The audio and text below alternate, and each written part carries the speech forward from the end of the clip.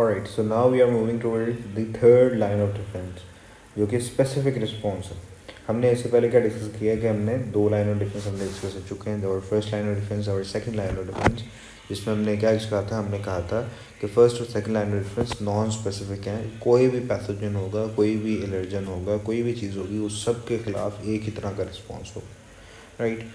लेकिन अब जो है, फॉर एग्जांपल दो पैथोजन है, पैथोजन ए है, पैथोजन बी है, उन दोनों के खिलाफ अगर बॉडी में एंटर हो गए और third line of defence activated हो गया, तो पैथोजन ए के खिलाफ डिफरेंट टाइप ऑफ लाइक आपके पास मैकेनिज्म होगा उसको एलिमिनेट करने का, और पैथोजन ए के लिए डिफरेंट होगा। तो मीनिंग टू से इट्स स्पेसिफिक रिस्पॉन्स हर किसी के लिए डिफरेंट है। इससे पहले कि हम थर्ड लाइन ऑफ डिफेंस में जाएँ, हम कुछ चीज़ें हैं जो कि हमने डिस्कस करनी है, जो कि पिछले लेक्चर में हम डिस्कस नहीं कर चुके थे। सबसे पहले आपको ये सीक्वेंस पता होना चाहिए। सबसे ज़्यादा अबंडेंट आपके पास न्यूट्रोफिल्स हैं अराउंड 60%, फिर आपके पास लिम्फोसाइट्स, मोनोसाइट्स, इओसिनोफिल्स और बेसोफिल्स जो कि लेस देन 1% होते हैं, ठीक है। अच्छा, ये तो आपने सीक्वेंस को याद रख लिया। यहाँ पर जो है एक क्वेश्चन मैं आपको अगर पूछूँगा, why lymphocyte have to be most abundant white blood cells in our blood, या फिर तो दूसरा क्वेश्चन, हमने एक वर्ड हम पढ़ते हैं पॉलीमॉर्फोन्यूक्लियर, मतलब कि मल्टी लूब न्यूक्लियस। जैसे कि अगर मैं यहाँ पे न्यूट्रोफिल्स की बात करूँ, ये न्यूट्रोफिल्स का स्ट्रक्चर, ये मैं एक आर्नेथ, जब आप आगे जाके पढ़ोगे आर्नेथ मैथड से आप न्यूट्रोफिल्स का सीक्वेंस, लूप्स जितने कितने लूप्स हैं न्यूट्रोफिल के न्यूक्लियस के, वो आप फाइंड कर सकते हो। For example this is neutrophils, ये टेट्रा लोबुलर न्यूट्रोफिल बनाया, तो ये मोर्फो न्यूक्लियर। जबकि एक अगर मैं लिम्फोसाइट की स्ट्रक्चर बनाऊँ यहाँ पर, ये लिम्फोसाइट, तो हमने डिस्कस किया था कि इसका जो न्यूक्लियस है वो ऑलमोस्ट सारे के सारे सेल को सराउंड करके रखा होता है उसने, और जो साइटोप्लाज्म होता है इसका वो बहुत ही कम होता है, लाइक क्रिसेंट शेप का इसका साइटोप्लाज्म होता है, क्रिसेंट मून शेप का, इस तरह की शेप का इसका साइटोप्लाज्म होता है, इनएक्टिव लिम्फोसाइट्स ऑफ कोर्स। अच्छा, अब इस ऐसा क्यों है कि कुछ सेल्स का आपके पास पॉलीमॉर्फोन्यूक्लियर आपके पास न्यूक्लियस है, राइट, जो कि कौन से हैं, न्यूट्रोफिल्स, इओसिनोफिल्स और आपके पास बेसोफिल्स, और कुछ सेल्स का आपके पास मॉर्फोन्यूक्लियर नहीं है, सिंपल है, जैसे कि लिम्फोसाइट्स और आपके पास मोनोसाइट्स। इसकी क्या रीज़न है? पहली बात तो why neutrophils are the most abundant cells in our body. मैंने आपको बताया था कि आपके पास वाइट ब्लड सेल्स दो तरह के होते हैं ना, ग्रैनुलर, मतलब कि जिनके साइटोप्लाज्म में ग्रैन्यूल्स हैं, और ए ग्रैनुलर। मैंने आपको एक्सप्लेन किया था कि क्यों आपके पास कुछ सेल्स में ग्रैन्यूल्स होंगे, कुछ सेल्स में ग्रैन्यूल्स नहीं होंगे। मैंने आपको एक्सप्लेन करने की कोशिश की थी कि क्यों वो वाले सेल्स जिन्होंने फास्ट या इमीडिएट रिस्पॉन्स देना होगा, उनके सेल में ग्रैन्यूल्स प्रेजेंट होंगे। अगर हम पीछे चलें, आई होम वेरी होपफुल कि मैंने ये वाली बात एक्सप्लेन की है। जो वाले सेल्स जिन्होंने, एक मिनट, लिम्फोसाइट की क्लासिफिकेशन किधर गई, या ग्रैनुलर और ए ग्रैनुलर। तो मैंने आपको यहाँ पे एक्सप्लेन करने की कोशिश की थी, यस, इमेज करने की मैंने कोशिश की थी कि क्यों जो है आपके पास कुछ सेल्स, अगर अपना लेक्चर नहीं देखा तो देख लो, वो वाले सेल्स जिन्होंने इमीडिएट रिस्पॉन्स देना होगा, फास्ट रिस्पॉन्स देना होगा, उनकी सेल्स में पहले से प्री फॉर्म्ड, राइट, पहले से ही आपके पास सोल्जर्स जो हैं वो बने हुए हैं, तैयार हैं। जैसे ही कोई पैथोजन आएगा, इन्होंने क्योंकि इमीडिएट रिस्पॉन्स देना, तो यही फ़ौरन वो उसको रिलीज़ करेंगे, उन एंजाइम्स को, उस लाइक डाइजेस्टिव मटेरियल को, जो कि उस पैथोजन को किल करने की कोशिश करेगा। तो जो इमीडिएट रिस्पॉन्स में वो ग्रैन्युलर, और जिन्होंने इमीडिएट नहीं देना वो आपके पास इसके लिम्फोसाइट्स, जो कि आपके पास थर्ड लाइन ऑफ डिफेंस में, राइट। इन्होंने इमीडिएट नहीं देना, इन्होंने पैथोजन आएगा, उस पैथोजन को पहले ये क्या करेंगे, स्टडी करेंगे, उस स्टडी करके उसके खिलाफ आपके पास स्पेसिफिक इम्यूनोग्लोबुलिन जो है सिक्रीट करेंगे, राइट। तो ये जो है ए ग्रैनुलर है, इनको ग्रैनुलर की ज़रूरत ही नहीं है, राइट। तो ये आपके पास ये हो गया, और ये रीज़न है कि लाइक वाइट ब्लड सेल्स ना दो तरह से बनते हैं। आप आगे बढ़ोगे, वाइट ब्लड सेल्स आपके पास दो लीनिएजेस होते हैं, माइलोइड लीनिएज, प्रोजेनिटर सेल्स हैं आपके पास, और आपके पास लिम्फोसाइट प्रोजेनिटर सेल्स माइनोसाइट लीनियज लिख लेता हूँ। ये अगेन आपके एमटी कैट के लिए ज़रूरत नहीं है, बट मैं आपको बस कॉन्सेप्ट देना चाह रहा हूँ। ये नहीं भी आप कुछ लिखोगे तो इम्पॉर्टेंट नहीं है, बुक मैंने लिखा, लेकिन मैं आपको इम्पॉर्टेंट बता रहा हूँ। वाइट ब्लड सेल्स ना दो तरह से, माइलॉइड लीनियज और लिम्फोसाइट लीनियज, मतलब कि ये वाले आपके पास macrophages, neutrophils, natural killer cells, आपके पास बेजोफिल्स, ईओसिनोफिल्स, वो यहाँ से बने कॉमन, मतलब कि इन सबको, और लिम्फोसाइट यहाँ से बने। मतलब कि आप समझ लो ऐसे कि स्टेम सेल्स होते हैं ना, स्टेम सेल्स वो दो तरह के हैं यहाँ पर। एक जो है आपके पास बाकी तमाम वाइट ब्लड सेल्स को बनाएंगे, और एक जो है सिर्फ लिम्फोसाइट्स को बनाएंगे।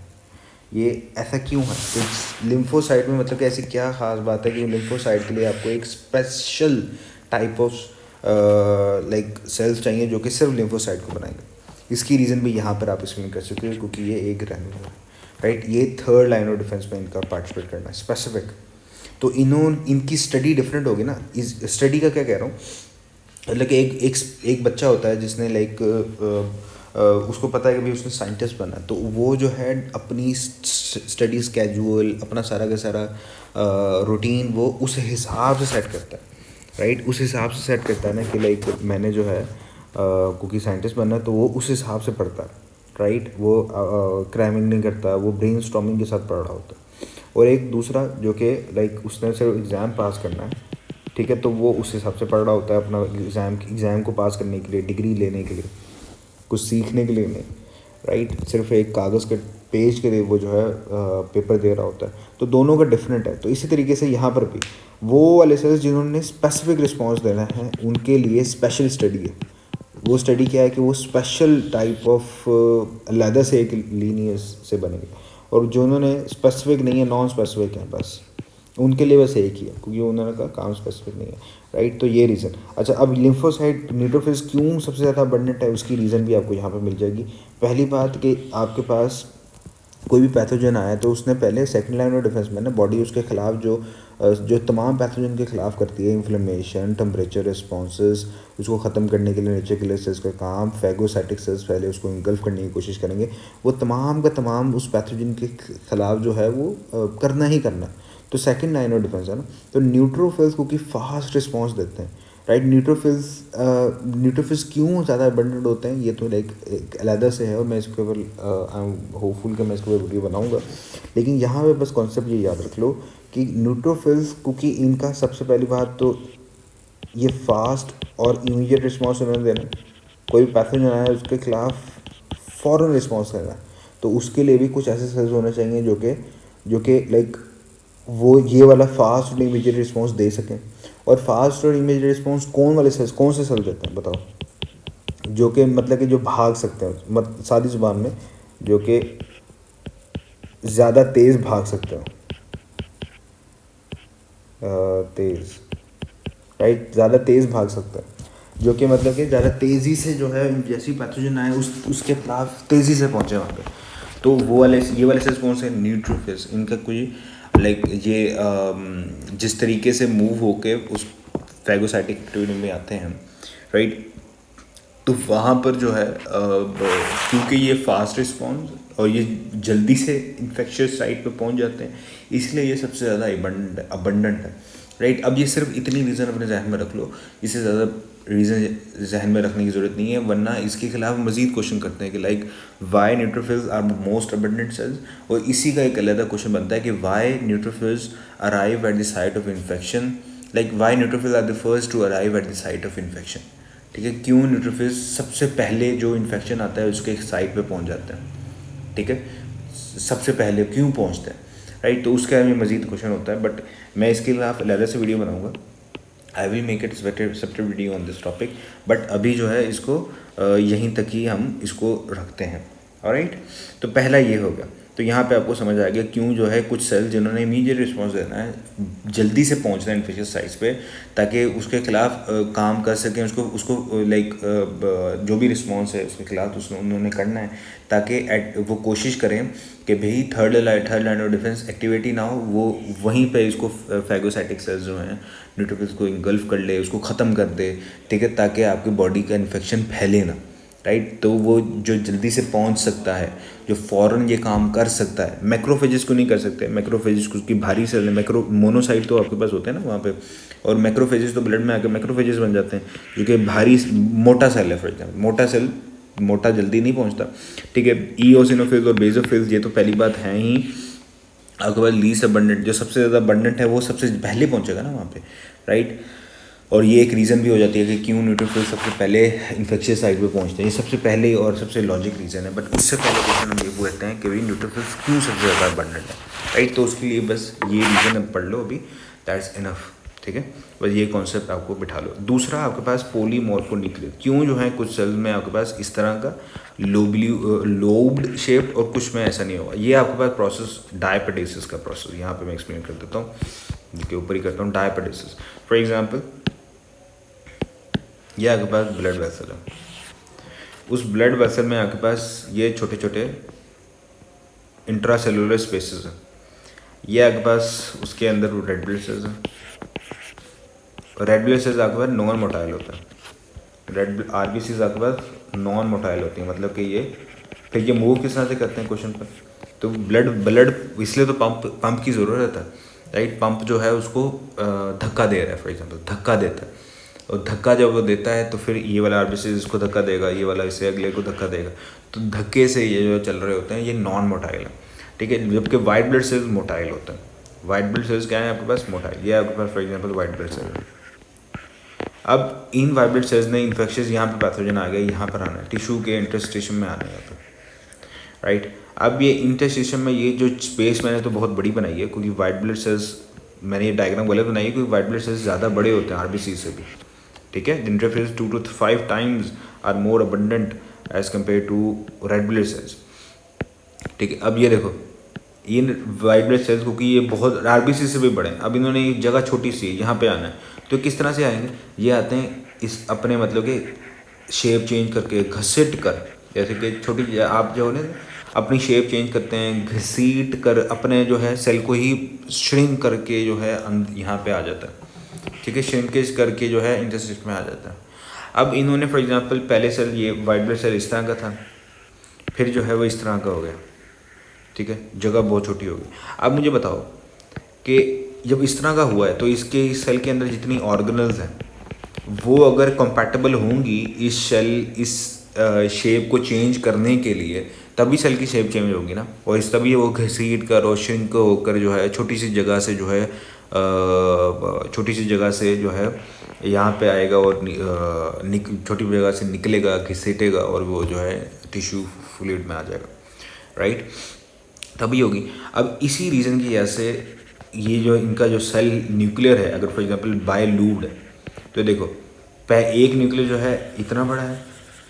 अब ये सेल चाहे जितना मर्जी श्रिंकेज कर ले, वो फिर भी उसका जो दरमियान वाला पार्ट है या न्यूक्लियस है वो नहीं इतना ही मोटा रहेगा।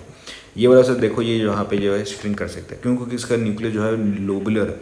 ये लोबुलर न्यूक्लियस इसको हेल्प करेगा कि फ्लेक्सिबिलिटी को प्रोवाइड करेगा, राइट। फ्लेक्सिबिलिटी जो है क्या कर देगा, फ्लेक्सिबिलिटी को इन्हांस कर देगा, फ्लेक्सिबिलिटी को इन्हांस कर देगा। दैट्स द रीज़न कि क्यों कुछ सेल में आपके पास ये मोर्फोन्यूक्लियर होते हैं। और ये कौन से सेल होंगे मोर्फोन्यूक्लियर, मुझे बताओ, जिन्होंने इमीडिएट रिस्पॉन्स देना है, फ़ौरन काम करना है। दोबारा से, ये इन्होंने फ़ौरन काम करना है, इमीडिएट रिस्पॉन्स देना है, इन्होंने फ़ौरन से इन्फेक्शन साइड पे पहुंचना है, तो ये इनका न्यूक्लियस लोबुलर होगा, ठीक है। जितने ज़्यादा लूब्स होंगे उतनी ज़्यादा फ्लेक्सिबिलिटी बढ़ेगी, जितने ज़्यादा लूब्स उतनी ज़्यादा फ्लेक्सिबिलिटी। अच्छा, अब इसकी फिर लाइक अब आगे जाके पढ़ लोगे, बस यहाँ पर इतना ही समझ लो, क्योंकि अब मैं बहुत आगे गया तो आपके ये भी आउट ऑफ सिलेबस चली जाएगी, और आउट ऑफ सिलेबस में नहीं जाना चाहता। वरना आगे जाके आपके पास जो आगे जाके पढ़ोगे कि लिम्फोसाइट्स के आपके पास डिफरेंट टाइप ऑफ लिम्फोसाइट, आपके पास मोनोलोबुलर भी हैं, न्यूट्रोफिल की बात कर रहा हूँ।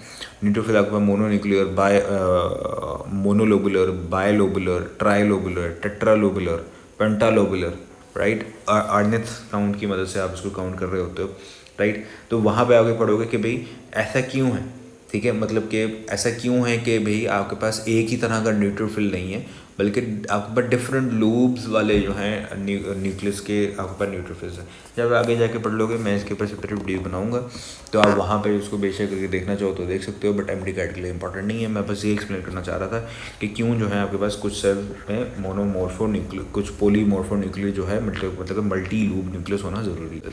ये किस तरह से करते हैं मैं आपको बताता हूँ। बेसोफिल हिस्टामाइन और हेपारिन एक एंटीकोएगुलेंट है, हिस्टामाइन एक वेजोडाइलेटर है, ठीक है, वेजोडाइलेटर, राइट, ये एक वेजोडाइलेटर है, और ये आपके पास ब्रोंको कंस्ट्रक्टर है।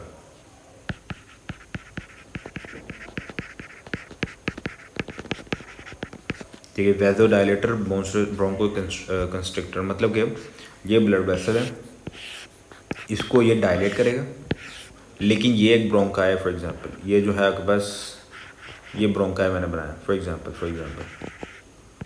इस ब्रोंकाई को ये कंस्ट्रिक्ट करेगा, और एस्थमा में, लाइक एस्थमा के पेशेंट्स वगैरह में ये ज़्यादा रिलीज़ होता है, एलर्जिक रिएक्शंस में ज़्यादा रिलीज़ होता है, क्योंकि आपके पास फिर सांस लेने के मसले आ रहे होते हैं ना। ये अगर एयर वे वाइड है तो हवा जो है आराम से गुजरेगी, अगर वो कंस्ट्रिक्ट है तो टर्बुलेंट फ्लो हो जाएगा। फिजिक्स में जब पढ़ते हो, राइट, टर्बुलेंट फ्लो हो जाएगा, जिसकी वजह से सांस लेने में मसला होगा आपको, राइट। तो ये चीज़ें आपने याद रखनी है। और हेपारिन एंटीकोएगुलेंट मतलब कि आपके पास ब्लड, आपके पास कोई भी अगर फॉर एग्जांपल ये वाली ब्लड वेसल यहाँ से फट गई, तो यहाँ पर प्लेटलेट्स आएंगे, वो पूरा आपके पास ये प्लेटलेट्स आके यहाँ पे जमा हो गए, यहाँ पे फिब्रिन आके लगेगा। ये सारा का सारा एक ब्लड क्लॉट फॉर्मेशन है, पूरा का पूरा एक प्रोसेस है। मैंने आपको बताया था कि आपके पास एक होता है हीमोस्टेसिस, एक होता है होमियोस्टेसिस, राइट। हीमोस्टेसिस क्या है? Blood clot formation. होमियोस्टेसिस क्या है? आपके बॉडी का इंटरनल कांस्टेंट टेम्परेचर। हीमोस्टेसिस में आपके पास ब्लड क्लॉट फॉर्मेशन है, ठीक है। दोनों में बच्चे कंफ्यूज हो जाते हैं, तो याद रख लेना। तो यहाँ पे ब्लड क्लॉट जो है, इस ये क्लॉट बन गया, अब इस ब्लड क्लॉट को बनने से रोकने के लिए, ठीक है, ब्लड क्लॉट ज़्यादा ना बन जाए, तो आपके पास हेपारिन रिलीज होता है, ताकि अगर ब्लड क्लॉट फॉर एग्जांपल बनता ही रहा है, पूरी ब्लड वेसल ब्लॉक हो गई, ब्लॉक हो जाएगी, ब्लड फ्लो यहाँ से रुक जाएगा, ऑब्स्ट्रक्शन आ गई ना, ब्लड फ्लो रुक गया, जिसकी वजह से आपके पास हाइपोक्सिया हो सकता है आपके पास, मतलब कि टिश्यू को ऑक्सीजन जो है कम जाएगा, टिश्यू की डेथ हो सकती है, राइट। तो ये वाली सारी की सारी इन्फाक्शन हो सकती है। तो these are the some important point जो कि पिछले लेक्चर में हमने डिस्कस करने था। आगे third line of defence, our third line of defence जो कि स्पेसिफिक रिस्पॉन्स है, जो कि मैं आपको एक्सप्लेन किया है। In this defence the body attacks particular pathogen only, not all microbes, तमाम माइक्रोब्स के खिलाफ नहीं, सिर्फ पर्टिकुलर पैथोजन के खिलाफ। और पैथोजन को किस तरीके से, देखिए पैथोजन फॉर एग्जांपल ये पैथोजन ए है, ये पैथोजन बी है, इन दोनों पैथोजन को किस तरीके से हम डिस्टिंग्विश करेंगे। इन पैथोजन के ऊपर आपके पास कुछ आईडी मार्कर्स लगे होंगे, जैसे कि आपके कॉलेज जाते हो तो आपके पास कॉलेज वालों ने आपको आपका एक स्टूडेंट कार्ड दिया होगा, जिसके ऊपर लिखा होगा you are a student, right. एक टीचर को जो कार्ड दिया होगा उसके ऊपर लिखा होगा ये टीचर है। एक टेक्नीशियन को दिया होगा, उसके ऊपर लिखा होगा कि भाई ये एक टेक्नीशियन है। एक आपके पास मीडिया टीम से कोई बंदे का लिखा होगा, तो वहाँ पे लिखा होगा this person is from media team etcetera, तो वो आईडी मार्कर। तो इसी तरीके से सेल के ऊपर भी एंटीजेंस होते हैं, antigens, antibody secreting substances, antibody generating substances, sorry, जो एंटीबॉडी की जनरेशन करवाएं, ठीक है। ये हम आगे जाके हम डिस्कस करते हैं। तो ये आईडी मार्कर्स, बॉडी जो है इस आईडी मार्कर्स की मदद से जो है रिकग्नाइज करेगी कि ये वाला सेल जो है आपका अपना सेल है, ये वाला सेल जो है पैथोजन का, राइट। अब एंटीजन क्या होता है? एंटीजन जो है एक सब्सटेंस जो कि स्टिमुलेट करे इम्यून सिस्टम को, ठीक है। और ये आपके पास मतलब ये है antibody generating substances, antibody generating substances जो कि बॉडी में एंटीबॉडी की सेक्रीशन करवाए, मतलब कि बॉडी को पता लग जाए कि भाई ये पैथोजन है, उसके खिलाफ जो एंटीबॉडीज़ बनाए। ओके, यहाँ पर मैं एक चीज़ डिफरेंस करना चाहता हूँ। What is the difference between antibody and immunoglobulins? इन दोनों में डिफरेंस क्या है? What's the difference between immunoglobulins and antibody? देखो, इम्यूनोग्लोबुलिन्स मैं एक सेंटेंस बोल रहा हूँ कि तमाम एंटीबॉडीज़ इम्यूनोग्लोबुलिन्स हैं, लेकिन तमाम इम्यूनोग्लोबुलिन्स एंटीबॉडीज़ नहीं हैं। अब इसका क्या मतलब है? इम्यूनोग्लोबुलिन्स का मतलब, जब हम कहीं से आ रहे हो ना इम्यूनोग्लोबुलिन, इम्यूनोग्लोबुलिन कौन सीक्रेट करता है आपके पास? Beta cells. आगे जाके हम पढ़े भी लेंगे कि आपके पास कौन से बीटा सेल्स आपके पास प्लाज्मा सेल्स जो कि आपके पास इम्यूनोग्लोबुलिन को बना रहे होंगे। एंटीबॉडी क्या होती है? एंटीबॉडी कोई भी लाइक प्रोटीन, ग्लाइकोप्रोटीन जो कि एंटीजन के साथ बाइंड करे, एंटीजन के साथ जो बाइंड करे, ग्लाइकोप्रोटीन हो सकती है, प्रोटीन हो सकती है, राइट, जो कि उसके साथ बाइंड करे। अब जब मैं कह रहा होता हूँ ना इम्यूनोग्लोबुलिन, तो मैं उसका लाइक उसके स्ट्रक्चर के ऊपर एम्फसाइज कर रहा होता हूँ कि मैं बोल दिया कि जो ये चीज़ इम्यूनोग्लोबुलिन है, इसका मतलब उसका एक पर्टिकुलर स्ट्रक्चर, उसकी एक लाइट चेन है, उसकी एक कांस्टेंट रीजन है, इसका एक वेरिएबल रीजन है, राइट, उसकी एक लाइट चेन है, एक उसकी हैवी चेन है। आगे जाके हम स्ट्रक्चर उसका डील कर रहे हैं, अब स्ट्रक्चर स्टडी पढ़ते हैं। और जब मैं बोल रहा होता है एंटीबॉडी, तो मैं उसके फंक्शन को एम्फोसाइज कर रहा होता हूँ, मतलब कि यार ये चीज़ एंटीबॉडी है, इसका मतलब वो एंटीजन के साथ बाइंड कर रही है। ये चीज़ इम्यूनोग्लोबुलिन है, इसका मतलब यार उसका एक स्ट्रक्चर इस तरह से होगा, वाई शेप होगी, लाइट चेन है, उसकी हैवी चेन है, ठीक है, उसकी दो एंटीजन बाइंडिंग साइड्स होंगी, उसका एक हेन रीजन होगा, राइट। और मैं एंटीबॉडी बोलता हूँ तो मैं मतलब कि मुझे ये पता लग जाता है कि ये कोई भी चीज़ है, प्रोटीन, ग्लाइकोप्रोटीन, वो एंटीजन के साथ उसने बाइंड करना है। अब तमाम जो एंटीबॉडीज हैं ना वो इम्यूनोग्लोबुलिन है, मतलब कि तमाम की तमाम इम्यूनोग्लोबुलिन्स वो एंटीजन से बाइंड करती हैं। और लाइक उनका जो है आपके पास करना होता है काम, राइट। अच्छा, तो कोई भी चीज़ लाइक जो कि एंटीबॉडी की तरह काम कर रही है तो वो इम्यूनोग्लोबुलिन है ही है, ठीक है। कोई भी चीज़ अगर वो एंटीबॉडी की तरह काम कर रही है तो वो इम्यूनोग्लोबुलिन है ही है। इस सेंटेंस का ये मतलब है, क्योंकि तमाम इम्यूनोग्लोबुलिन्स एंटीजन से बाइंड करेंगी, तमाम एंटीबॉडीज़ एंटीजन से बाइंड करेंगी, लेकिन तमाम इम्यूनोग्लोबुलिन्स आपके पास एंटीजन से बाइंड नहीं करती। मतलब कि तमाम इम्यूनोग्लोबुलिन्स आपके पास फाइटिंग रिएक्शन में पार्टिसिपेट नहीं करती। Not all immunoglobulins are actively fighting against anything, ठीक है। कुछ इम्यूनोग्लोबुलिन्स आपके पास फ्री जो है आपके पास ब्लड में पाई जा रही है, इम्यूनोग्लोबुलिन जी जो कि जस्ट सर्कुलेट करती है, किसी एंटीजन से बाइंड नहीं करती, राइट। तो फिर तमाम इम्यूनोग्लोबुलिन्स तो एंटीजन नहीं है तमाम, क्योंकि इम्यूनोग्लोबुलिन्स एंटीजन से बाइंड नहीं कर रही। लेकिन तमाम तमाम इम्यूनोग्लोबुलिन्स आपके पास एंटीबॉडी नहीं है, क्योंकि तमाम इम्यूनोग्लोबुलिन्स एंटीजन से बाइंड नहीं कर रही। लेकिन तमाम एंटीबॉडी इम्यूनोग्लोबुलिन्स हैं, क्योंकि आपके पास जितनी भी एंटीबॉडीज़ हैं वो एंटीजन से बाइंड करती हैं, और लाइक उनका एक जो स्ट्रक्चर होता है वो इम्यूनोग्लोबुलिन की तरह होता है। तो तमाम एंटीबॉडीज़ आर इम्यूनोग्लोबुलिन। यहाँ पे अगर चीज़ समझ नहीं आई तो डोंट वरी, आप आगे जाके इसको पढ़ लोगे। अब ये तो आपके पास एंटीजन हो गया। अब एंटीजन के ना, एंटीजन और एक मैं लाइक बल्कि चलो आगे जाके हम डील कर लेते हैं इसको। आगे हम चलते थे monocytes in third line of defence. अच्छा, मोनोसाइट तो सर हमने डील किया था सेकंड लाइन ऑफ डिफेंस में, फैगोसाइटिक नॉन स्पेसिफिक रिस्पॉन्स में। यहाँ पर उनका क्या काम हो गया? यहाँ पर भी उसका काम है। क्या काम है? ये देखो, ये फॉर एग्जांपल एक मैक्रोफेज है। ये मैक्रोफेज जो है एक पैथोजन आता है, ये पैथोजन है फॉर एग्जांपल, ये उसके सेल के ऊपर जो है, ये उसके सेल के ऊपर फॉर एग्जांपल एंटीजन जो है मौजूद है। ये पैथोजन उसको रिकग्नाइज करता है और इसको इंगल्फ कर लेता है। जब वो इंगल्फ करता है तो उस पैथोजन के, मैंने आपको बताया था कि उस पैथोजन के एंटीजन अपने सेल के ऊपर रिप्रेजेंट कर देता है, और इसको हम कह देते हैं एंटीजन प्रेजेंटिंग सेल। अब क्या होता है, जो आपके पास फॉर एग्जांपल टी लिम्फोसाइट्स हैं, वो उनके सेल के ऊपर भी आपके पास एंटीजन साइट्स पर एंटीजन कह रहा हूँ रिसेप्टर मौजूद होंगे। एंटीजन का वर्ड आपके पास पैथोजन के साथ ही रिलेट करते हैं हम, ठीक है। Pathogen, antigen, antibody generating substance. तो ये आपके पास टी सेल के ऊपर रिसेप्टर मौजूद होंगे, वो इस एंटीजन प्रेजेंटिंग सेल के जो उसने एंटीजन जो है पैथोजन के जो उसने डिस्प्ले किए हैं उसको साथ बाइंड करेंगे और उसको रिकग्नाइज करेंगे, और आपके पास थर्ड लाइन ऑफ डिफेंस जो है एक्टिवेट हो जाएगा। ये टी लिम्फोसाइट आपके पास फिर डिफरेंट आपके पास केमिकल को रिलीज़ करेंगे, डिफरेंट साइटोकाइंस को रिलीज़ करेंगे। साइटोकाइंस क्या होते हैं मैं आपको बता चुका हूँ। साइटो सेल, काइनेटिक एनर्जी से मूवमेंट, वो वाले ऐसे सब्सटेंसेस, प्रोटीन्स, ग्लाइकोप्रोटीन्स, वो वाले ऐसे सेक्रीशंस जो कि सेल की मूवमेंट को इफेक्ट करें, जब वो रिलीज़ हो तो उसकी तरफ कोई चीज़ आए, राइट, उसकी तरफ अट्रैक्ट करे, तो साइटोकाइंस को रिलीज़ करेंगे, लिम्फोकाइंस को रिलीज़ करेंगे, डिफरेंट, ठीक है। आप इसमें डिटेल में जाने की जरूरत नहीं है।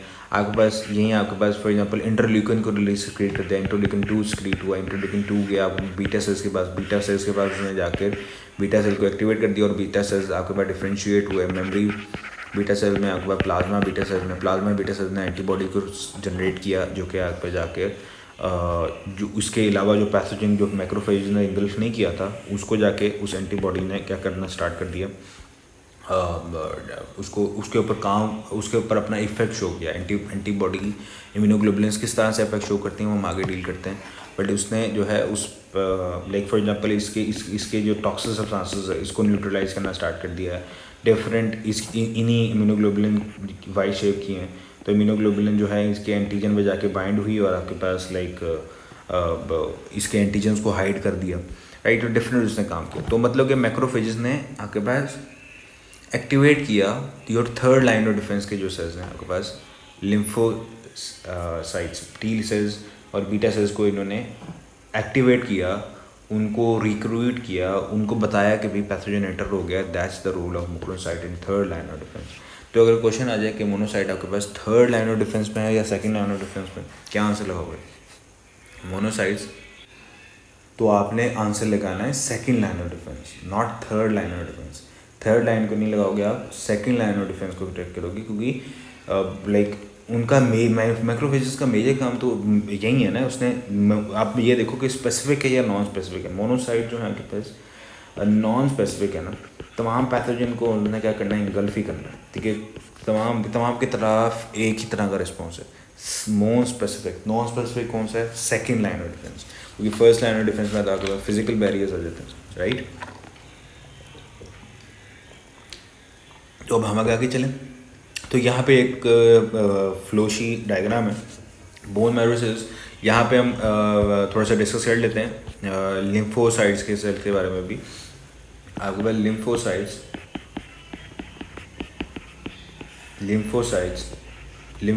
आपके पास दो तरह के हैं, T cells, beta cells. T cells को टी सेल्स इसलिए कहते हैं क्योंकि ये आपके पास थाइमस ग्लैंड में जो है मैच्योर होते हैं। बी सेल्स आपके पास ए लेवल्स की बुक में लिखा हुआ है एग्जैक्टली।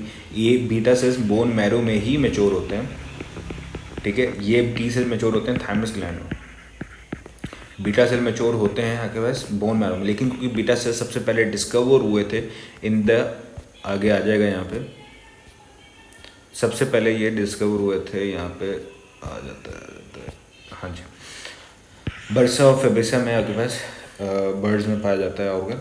यहाँ पे डिस्कवर हुए थे इसलिए इनका नाम पड़ गया बीटा सेल्स, बी सेल्स। और टी सेल्स को टी सेल्स इसलिए कहते हैं क्योंकि they mature in the thymus gland. वो यहाँ से जाते हैं ब्लड के जरिए और ये थाइमस ग्लैंड में जाके मैच्योर होते हैं। और बीटा सेल्स आपके पास डिफरेंट टाइप्स के होते हैं, हम आगे डिस्कस कर लेते हैं। बट ये वाली चीज़ें जो है आपने याद रखनी है। लिम्फोसाइट्स, लिम्फैटिक, लाइक दो तरह के है ना, देखो लिम्फैटिक सिस्टम जो है ना आपके पास, लिम्फैटिक सिस्टम में जो आपके पास जो बोन मेकिंग जो है ना लिम्फैटिक ऑर्गन्स, राइट।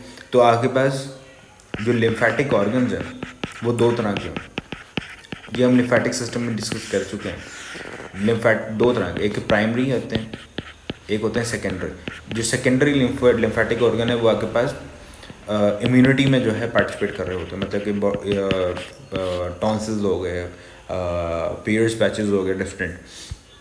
जो प्राइमरी लिम्फैटिक ऑर्गन है वो आपके पास बोन्स, ब्लड सेल्स को बना रहे होते हैं, ब्लड सेल्स की फॉर्मेशन में इन्वॉल्व होते हैं। उसमें प्राइमरी ऑर्गन में आपके पास थाइमस ग्लैंड है, आपके पास बोन मैरो है, जो कि ब्लड सेल की फॉर्मेशन कर रहे होते हैं, राइट। ये हमने लिम्फैटिक सिस्टम में डील किया था, अभी हम इसकी डिटेल में नहीं जाएंगे। तो यहाँ तक hopefully I am very hopeful that everything is clear. अब हम आगे चलते हैं। Component of acquired immunity. Acquire मतलब कि थर्ड लाइन ऑफ डिफेंस में आपके पास कौन कौन से कंपोनेंट है? आपके पास दो कंपोनेंट आते हैं, cell humoral immunity and cell mediated immunity. अच्छा, यहाँ पे ना बच्चे कंफ्यूज हो रहे हैं इसको कि कौन सी जो है, इसको मैंने ऊपर नीचे लिख दिया, एक मिनट, अब मतलब क्या है इन दोनों डेफिनेशंस का? सेल ह्यूमोरल, ये ह्यूमोरल का वर्ड आ गया, आपको मैं एक्सप्लेन कर दूंगा, लेकिन चलो चलते हैं। ह्यूमोरल का मतलब होता है फ्लूइड्स। एक मिनट, चलो। Why it's called humoral immunity? क्योंकि ह्यूमोरल का मतलब है आपके पास फ्लूइड्स, बॉडी फ्लूइड्स, ह्यूमिड्स। आपके पास पुराने ज़माने में ग्रीक्स जो होते थे वो कहते थे कि भाई 4 बॉडी फ्लूइड्स हैं जिनसे आपके पास जिससे लाइफ आई है, ठीक है। उन 4 में से एक आपके पास ब्लड है, लिम्फ है, आपके पास 2 और हैं आपके, आई थिंक वो मेरे जहन में नहीं है। तो इस तरह से क्योंकि ब्लड में क्योंकि ये पाए जा रहे हैं,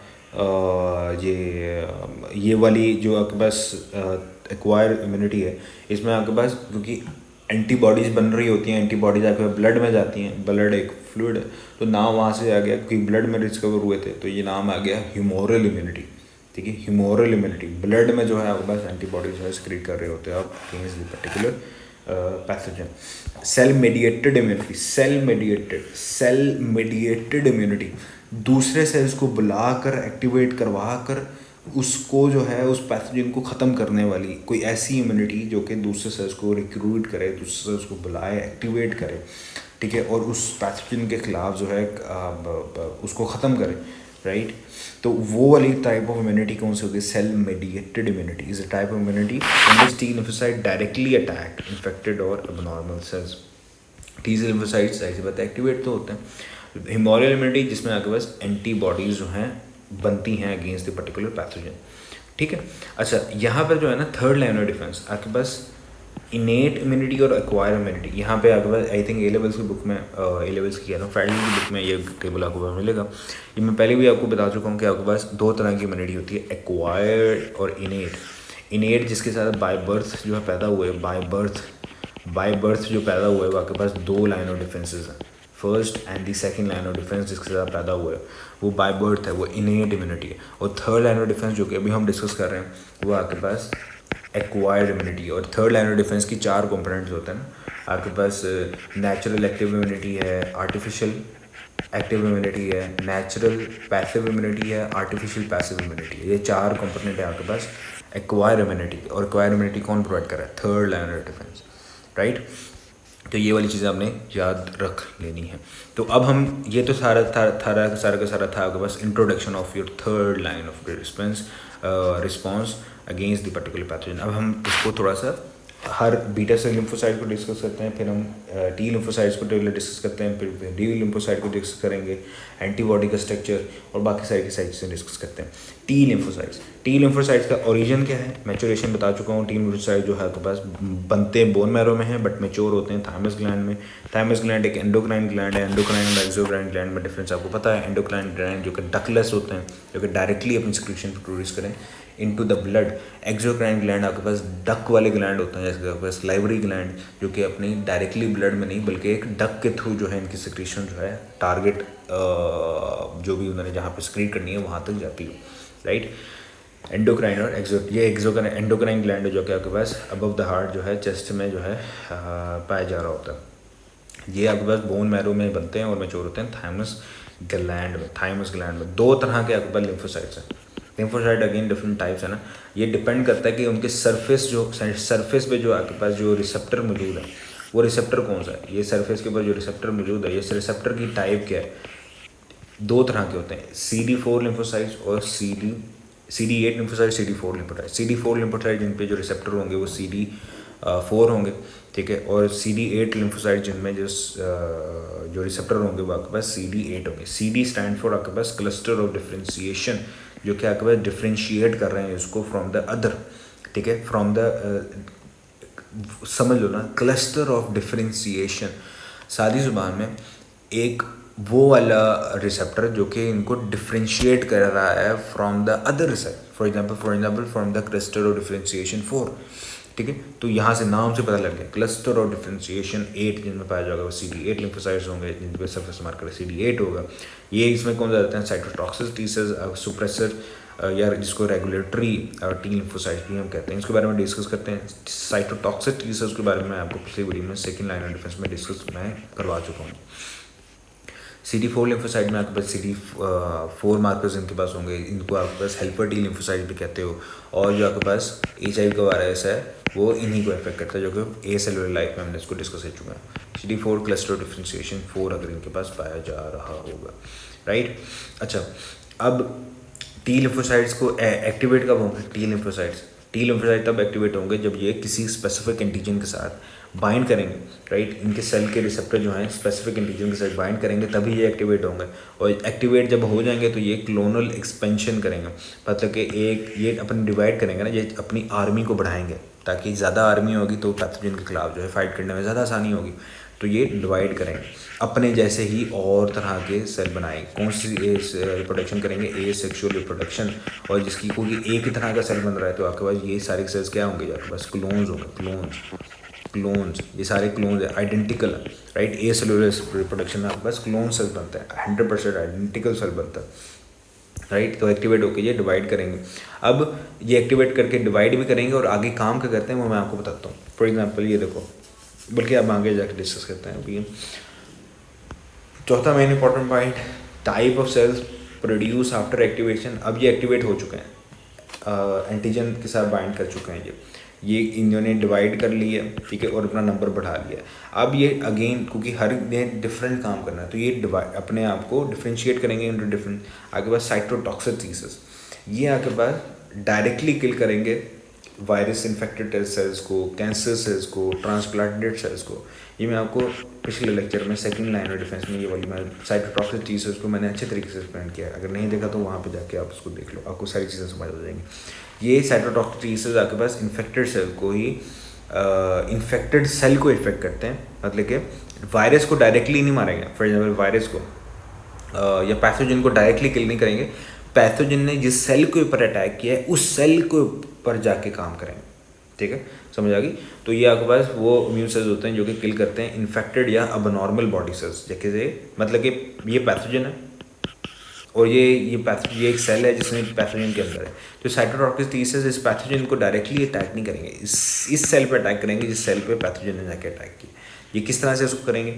परफॉरिन से रिलीज़ करेंगे, ग्रेनोजाइम से रिलीज़ करेंगे। ये मैं आपको पिछले लेक्चर में डिस्कस कर चुका हूँ, मैं वो रिपीट नहीं कर रहा ना, ऐसा टाइम हमारा बचेगा। पिछले लेक्चर में हम इसको डिस्कस कर चुके हैं।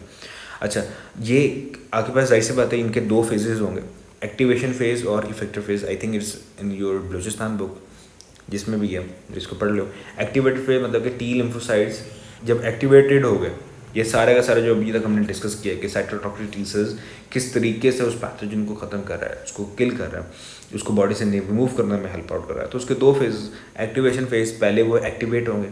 एक्टिवेट होकर क्या किया उन्होंने? क्लोनल एक्सपेंशन किए, अपने आप को रैपिडली जो है डिवाइड किए, तो रैपिडली डिवीजन किए, क्लोनल एक्सपेंशन किए और अपने जैसे बहुत सारे सेल्स बना लिए। अब दूसरा इफेक्टिव फेज़ के मतलब कि वही एक्टिवेटेड सेल्स ने जो है आपके पास उस टारगेट सेल पे जाके अटैक किया है, उस टारगेट पे जाके अटैक किया है, उसको ख़त्म करने की, एलिमिनेट करने की, बॉडी से निकालने की कोशिश की है, राइट। कैसे रिलीज किया? जैसे कि ग्रेनोजाइम्स, परफॉरिन्स, इनको रिलीज़ किया ताकि उसको ख़त्म कर सकें, राइट। तो ये आपके पास दो फेजेस थे जो कि किस तरीके से टी लिम्फोसाइट जो है इसे एक्ट कर रहे हैं। दूसरा क्या है आपके पास? हेल्पर टी सेल्स, जो कि आपके पास ये साइटोटॉक्सिक टी सेल्स को उस इन्फेक्टेड सेल पर जाके अटैक करेंगे और उसको ख़त्म करने की कोशिश करेंगे। फिर हेल्पर टी सेल्स क्या करेंगे? हेल्पर टी लिम्फोसाइट फिर आपके पास साइटोकाइन्स को रिलीज़ करेंगे। साइटोकाइन्स मैं आपको ये भी पिछले लेक्चर में डिस्कस करवा चुका हूँ। साइटोकाइन्स को रिलीज़ करेंगे, for example interleukins is a type of cytokines. Interleukins को रिलीज़ किया, फॉर एग्जांपल इंटरल्यूकिन 2 को रिलीज़ किया। ये इंटरल्यूकिन जाएगा और टी लिम्फोसाइट से सिक्रेट हुआ और आपके पास, मैं आपको थोड़ा सा अगर रिवाइज करवा दूँ तो मैक्रोफेजेस जब आए थे, मैक्रोफेजेस ने क्या किया था? इंगल्फ किया था पैथोजन को। इंगल्फ करके मैक्रोफेजेस ने दूसरा काम भी किया था, इन्होंने साइटोकाइन्स जैसे कि इंटरल्यूकिन 1 को सिक्रेट किया था।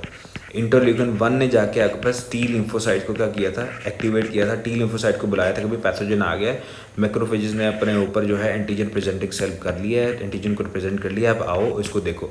टी सेल्स आए थे इंटरल्यूकिन 1 की वजह से, उस साइटोकाइन्स की वजह से टी लिम्फोसाइट्स एक्टिवेटेड हुए थे, राइट, और इन्होंने अपना रिस्पॉन्स को इफेक्टिव फेज में अपना रिस्पॉन्स को शो किया, ठीक है। अब टी लिम्फोसाइट में से भी दो डिफ्रेंशिएट हुए थे, जो हेल्पर टी लिम्फोसाइट्स हैं। हेल्पर टी सेल्स वो अब मजीद साइटोकाइंस जैसे कि इंटरल्यूकिन 2 को सिक्रीट कर रहा है, जो कि आपके पास इंटरल्यूकिन 2 जाके अब बीटा सेल्स को जाके एक्टिवेट कर रहा है कि बीटा सेल्स को भी बुला ले कि भाई आप भी आ जाओ, ठीक है, पैथोजन आ गया, उस पैथोजन के खिलाफ अब हमने एंटीबॉडीज़ भी बनानी है, राइट। तो ये आपके पास ये सारा का सारा सीक्वेंस, तो ये साइटोकाइन को रिलीज करेंगे जो कि एक्टिवेट करेंगे बीटा सेल्स को, साइटोटॉक्सिक टी सेल्स को, मजीद बॉडी में जितने साइटोटॉक्सिक टी सेल्स हैं उन सबको भी बुलाएगा उस इन्फेक्टेड एरिया वाली साइड में कि भाई आ जाओ, आप भी आ जाओ, इसके खिलाफ जो है काम करना है। मैक्रोफेजेस को रिक्रूट करेगा, मैक्रोफेज को बुलाएगा भाई आप भी आ जाओ, जो डेब्री वहाँ पर मौजूद है, जो पस बन चुका है, राइट, उसको अब जाहिर सी बात है आपने ख़त्म भी करना है, राइट। तीसरे होंगे सुप्रेसर। अब जो है पैथोजन किल हो चुका है, ठीक है, पैथोजन किल हो चुका है, अब आपने इम्यून रिस्पॉन्स को ख़त्म भी तो करना है। ऐसा तो नहीं है कि भाई टी सेल्स जो हैं डिवाइड होते ही रहें, अगर डिवाइड होते ही रहेंगे, ठीक है, टी सेल्स जो हैं रैपिडली जो हैं डिवाइड कर रहे हैं किधर गया, हाँ ये रहा, एक्टिविटी फेज में टी सेल जो है रैपिडली जो है डिवाइड करी जा रहे हैं। अगर इनको रोके ना जाए तो इस तरह से तो कैंसर बन जाएगा आपके पास तो ट्यूमर्स बनना स्टार्ट हो जाएंगे। उसको रोकना भी तो है ना, इसको रोकने के लिए आपके पास सुप्रेसर या रेगुलेटरी टी सेल्स हैं जो कि सुप्रेस करेंगे इम्यून रिस्पॉन्स को, जबकि आपके पास जब वो पैथोजन खत्म हो चुका है, राइट। और आपके पास लास्ट में होंगे मेमोरी टी सेल्स जो कि वहीं पे जो कि आपके पास रहेंगे और लॉन्ग अरसे के लिए क्या होगा, फ्यूचर में ये पैथोजन आता है तो इस पैथोजन को रिकॉग्नाइज कर लिया जाए, राइट, ताकि फास्टर जो है आपके पास रिस्पॉन्स हो। तो अगर ए लेवल्स की बुक में जो उसने लिखा हुआ है अगर हम उसको एक बार डिस्कस कर लें अच्छा होगा। वही वाली सारी बातें, हेल्पर टी सेल्स हैं, राइट, वो आए एक्टिवेट हुए, उन्होंने जो है लिम्फोसाइंस वो वाले साइटोकाइंस जो कि लिम्फेटिक सेल्स क्रिएट कर रहे हैं, लिम्फोसाइंस को सक्रीट किया, लिम्फोसाइंस गए मैक्रोफेजेस को अट्रैक्ट किया, ठीक है, अपनी तरफ मैक्रोफेजेस आ गए वहाँ पर। इसने जो है मज़ीद जो है बाकी लाइक जो टी सेल्स हैं उनको डिफ्रेंशिएट करवाया, उनकी रैपिड रेप्लिकेशन करवाई कि भाई आप भी डिवाइड हो जाओ क्योंकि पैथोजन आ गया, अब हमने अपने नंबर को बढ़ाना है। फिर आपके पास जो मज़ीद जो एक्टिवेटेड थे हेल्पर टी सेल्स उन्होंने अपनी सही साइटोटॉक्सिक टी सेल्स को सिक्रीट करवाया, मज़ीद जो है लिम्फोसाइंस सिक्रीट किया जिन्होंने बीटा सेल्स को जाकर जो है एक्टिवेट कर लिया, वो बीटा सेल्स आए, फिर उन्होंने जो है एंटीबॉडीज़ को जनरेट किया, राइट। तो ये था आपके पास सारा का सारा जो रिस्पॉन्स जो कि अभी तक हम पढ़ा है।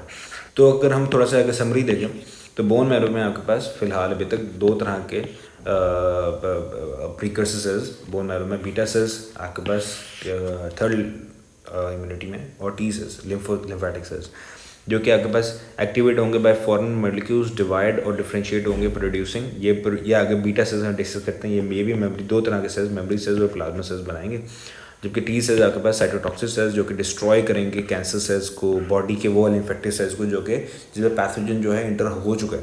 देखो डायरेक्टली जो है साइटोटॉक्सिक सेल्स जो हैं उन सेल्स को इन्फेक्टेड सेल को ख़त्म करने की कोशिश करेंगे, बी लिम्फोसाइट्स उस पैथोजन को डायरेक्टली ख़त्म करने की कोशिश करेगा, ठीक है, उस पैथोजन उस सेल को नहीं जिस सेल को जाके उसने एक्ट किया। बीटा सेल्स डायरेक्टली उस पैथोजन पे जाके एक्ट करेगा, बीटा सेल्स की जो इम्यूनोग्लोबुलिन्स होंगे ना वो डायरेक्टली उस पैथोजन पे जाके अटैक करेंगे, जबकि टी लिम्फोसाइट्स उस पैथोजन पे डायरेक्टली अटैक नहीं कर रहे बल्कि उस सेल के ऊपर अटैक करें जिसके ऊपर पैथोजन ने जाके अटैक किया, राइट।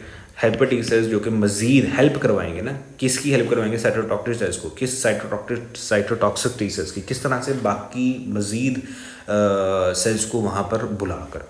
सुप्रेसर जो कि अगर इंफॉर्मेशन ख़त्म हो चुका है तो इसको सुप्रेस करेंगे, और मेमोरी जो कि याद रखेंगे फॉर फ्यूचर रेफरेंसेस के भी ये पैथोजन अगर दोबारा से एंटर होता है तो हमें इसके खिलाफ क्या क्या काम करना है। फिर आगे हैं बीटा लिम्फोसाइट्स जो कि अगेन ओरिजिनेट होते हैं बीटा बोन मैरो से और मैच्योर भी बोन मैरो में होते हैं। फर्स्ट डिफर होते हैं बर्सा और फिब्रिसा ऑर्गन इन बर्ड्स में। फंक्शन का क्या है आपके पास, ह्यूमोरल इम्यूनिटी में ये इन्वॉल्व है। टी लिम्फोसाइट आपके पास कौन सी इम्यूनिटी में इन्वॉल्व है, टी लिम्फोसाइट्स। टी लिम्फोसाइट फिर आपके पास सेल मीडिएटेड इम्यूनिटी में जो है इन्वॉल्व है, ठीक है, सेल मीडिएटेड। दूसरे सेल को ये देखो किस तरीके से एक्टिवेट कर रहे हैं ना, लिम्फोसाइट्स को सक्रीट करा रहे हैं, मैक्रोफेजेस को बुला रहे हैं, राइट। आपके पास बीटा लिम्फोसाइट्स को बुला रहे हैं, मजीद टी लिम्फोसाइट्स को बुला रहे हैं, जो टी लिम्फोसाइट मजीद मौजूद हैं उनको डिफ्रेंशिएट करवा रहे हैं, उनको रैपिड डिवीजन करवा रहे हैं। Cell mediated immunity, right. तो सेल मीडिएटेड इम्यूनिटी किसकी है? टी लिम्फोसाइट्स की। और सेल ह्यूमोरल इम्यूनिटी किसकी है? सेल ह्यूमोरल इम्यूनिटी जो कि आपके पास बॉडी की जो फ्लूइड है उनमें ब्लड में आपके पास एंटीबॉडीज को स्क्रीट करवा कर पैथोजन के खिलाफ काम कर रहा है, वो कौन सी इम्यूनिटी को, वो कौन से सेल प्रोवाइड कर रहे हैं? Beta lymphocytes.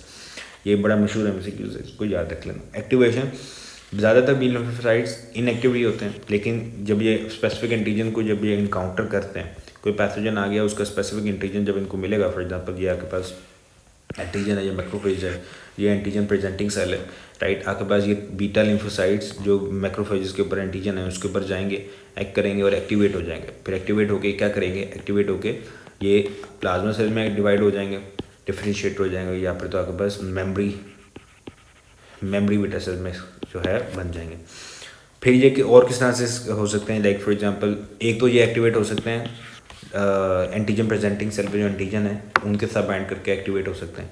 दूसरा एक्टिवेट कब हो सकते हैं कि मतलब कि जो लिम्फोसाइट है जब वो एक्टिवेट हुए थे तो टी लिम्फोसाइट, जब हेल्पर टी लिम्फोसाइट जब एक्टिवेट हुए थे तो लिम्फोकाइन को स्क्रीट करें, वो लिम्फोसाइट बीटा सेल में जाके एक्ट करें, उनको एक्टिवेट करें, राइट। या फिर जो तीसरा काम क्या हो सकता है कि आपके पास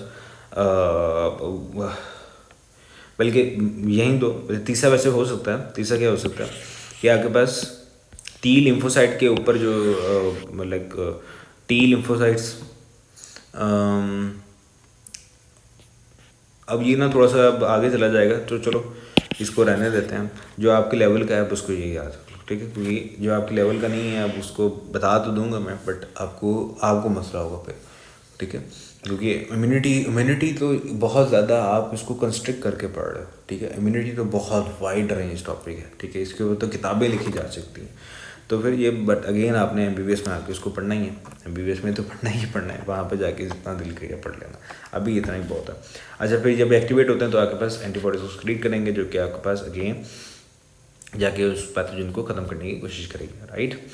बीटा सेल्स जब बाइंड करता है स्पेसिफिक एंटीजन के साथ तो एक्टिवेट हो जाता है, या फिर तो एक्टिवेट तब होता है जब लिम्फोसाइट जो है स्क्रीट हो। जब एक्टिवेट होते हैं तो रैपिड माइटोटिक डिवीजन करते हैं, अपने जैसे ही और सेल्स बना लेते हैं, क्लोन्स बना लेते हैं, क्लोनल एक्सपेंशन करते हैं, और वो जो है आपके पास ताकि ज़्यादा सेल्स बने, ज़्यादा सेल्स होंगे, ज़्यादा एंटीबॉडीज बनेगी, ज़्यादा वो पैथोजन के खिलाफ काम करेंगे, ठीक है। टी लिम्फोसाइट भी आप बन गए, अब एक्टिवेट हो चुके तो डिफ्रेंशिएट होंगे दो टाइप्स ऑफ सेल्स में, जैसे कि टी लिम्फोसाइट्स 4 तरह के टाइप्स ऑफ सेल में से डिफ्रेंशिएट हुए थे। साइटोटॉक्सिक, आपके पास हेल्पर टी, आपके पास मेमोरी, और आपके पास सुप्रेसर, राइट। प्लाज्मा सेल्स और मेमोरी सेल्स। प्लाज्मा सेल्स वो जो स्क्रीट करेंगे एंटीबॉडीज़ को, राइट, जो कि अप टू 2000 मॉलिक्यूल पर सेकेंड जो है स्क्रीट हो रहे होते हैं प्लाज्मा सेल्स में। एंटीबॉडीज़ जो बाइंड करेंगी स्पेसिफिक और पैथोजन को, स्पेसिफिक एंटीजन के साथ और पैथोजन को डिस्ट्रॉय करेंगी। बीटा लिम्फोसाइट जो कि स्क्रीट नहीं करेंगी कोई एंटीबॉडीज़ इमीडिएटली, फ्यूचर में अगर, और ये रिमेन रहेंगी इनएक्टिव, ठीक है, इनएक्टिव रहेंगे, लेकिन अगर जैसे ही फ्यूचर में कोई पैथोजन आता है तो फॉरन मेमोरी जो बीटा सेल्स हैं वो एक्टिवेट होंगे और वो जो है आपके पास एंटीबॉडीज़ को स्क्रीट करेंगे, राइट, और लाइक इस स्ट्रॉन्गर रिस्पॉन्स को प्रोवाइड करेंगे जो कि सेकेंडरी इम्यूनिटी का रिस्पॉन्स होता है, वो आगे हम डिस्कस कर लेते हैं, राइट।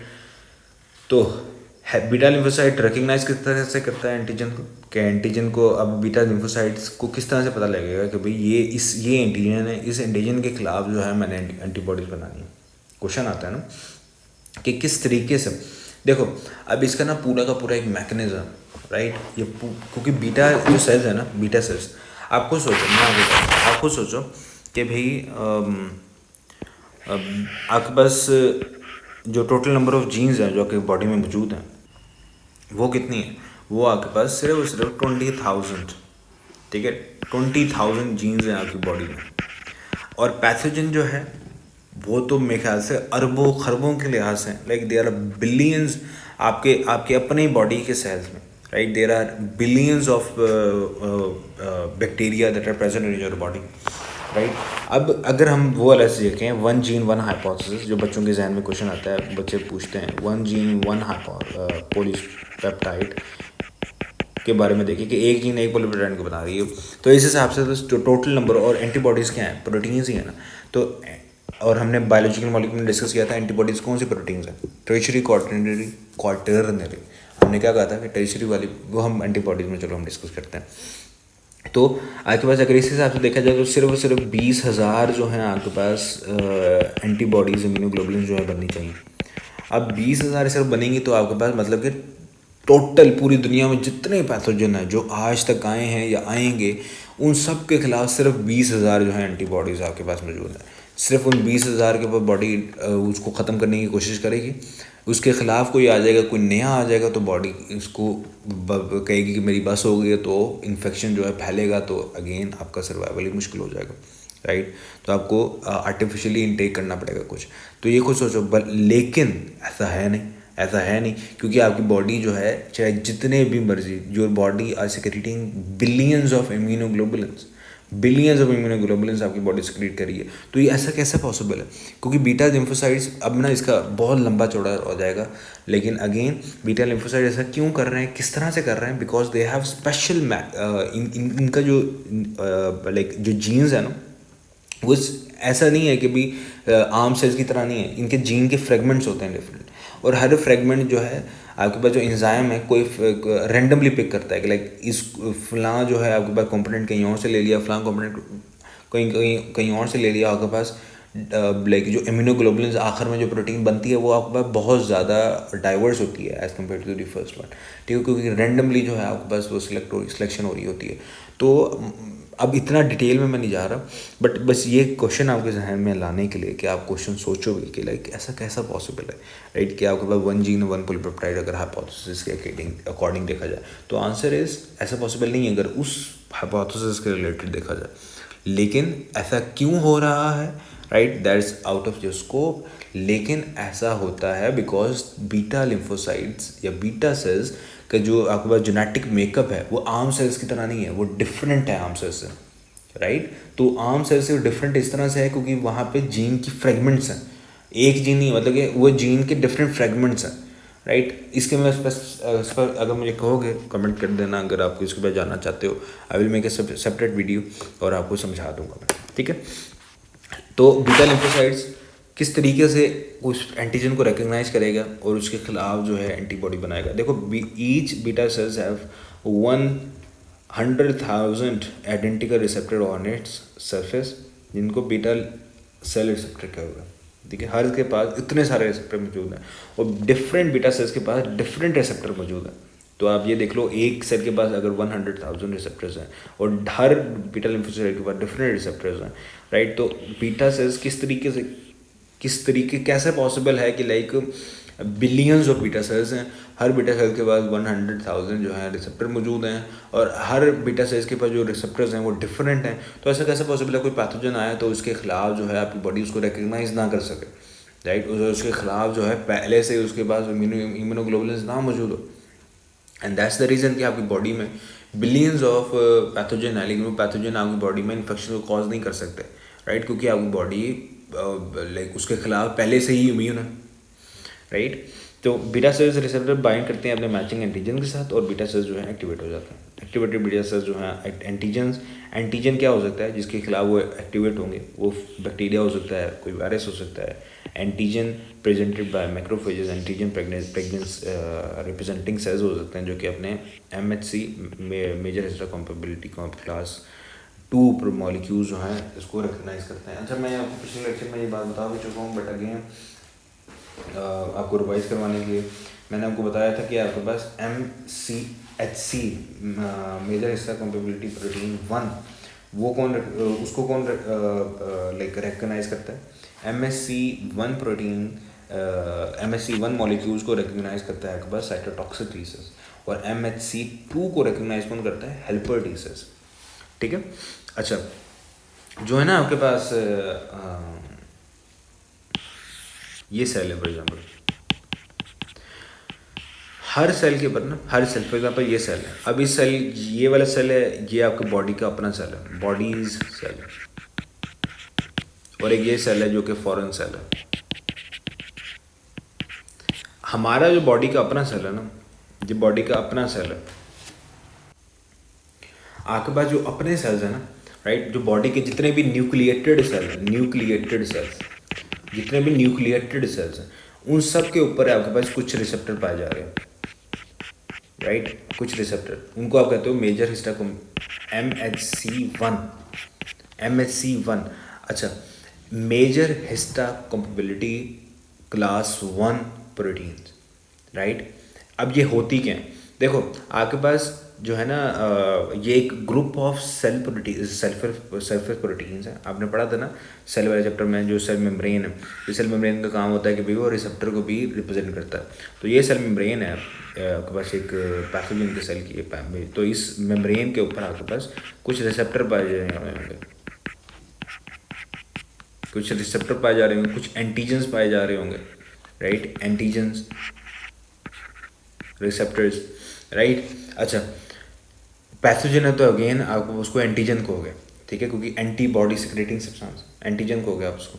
तो आगे पास जो मेजर हिस्टा कंपेबिलिटी कॉम्प्लेक्स जो है ना, वो एक ग्रुप ऑफ सरफेस प्रोटीन्स है जो कि आपकी इम्यून सिस्टम जिसको रिकग्नाइज करता है, और उसको जब उसको रिकग्नाइज करता है तो उसको पता लग जाता है कि ये वाली प्रोटीन आपकी बॉडी की है ही नहीं, ये फॉरेन है। आपके जितने न्यूक्लिएटेड सेल हैं उन सब के ऊपर आपके पास MHC1 जो है क्लास ऑफ प्रोटीन पाई जा रही है। अगर जो नॉन न्यूक्लिएटेड है ना उनके ऊपर नहीं, जैसे रेड ब्लड सेल्स, एरिथ्रोसाइट्स और मैच्योर रेड ब्लड सेल्स, उनके ऊपर MHC1 प्रोटीन नहीं होगी। एरिथ्रोब्लास्ट जो कि इनमेच्योर रेड ब्लड सेल्स हैं, उनके ऊपर MHC1 प्रोटीन होगी। आपकी बॉडी साइटोटॉक्सिक टी सेल्स जो हैं इसको रिकग्नाइज करेंगे। अगर उसको लगेगा कभी MHC1 प्रोटीन है, उसको कहेगा ओके डन।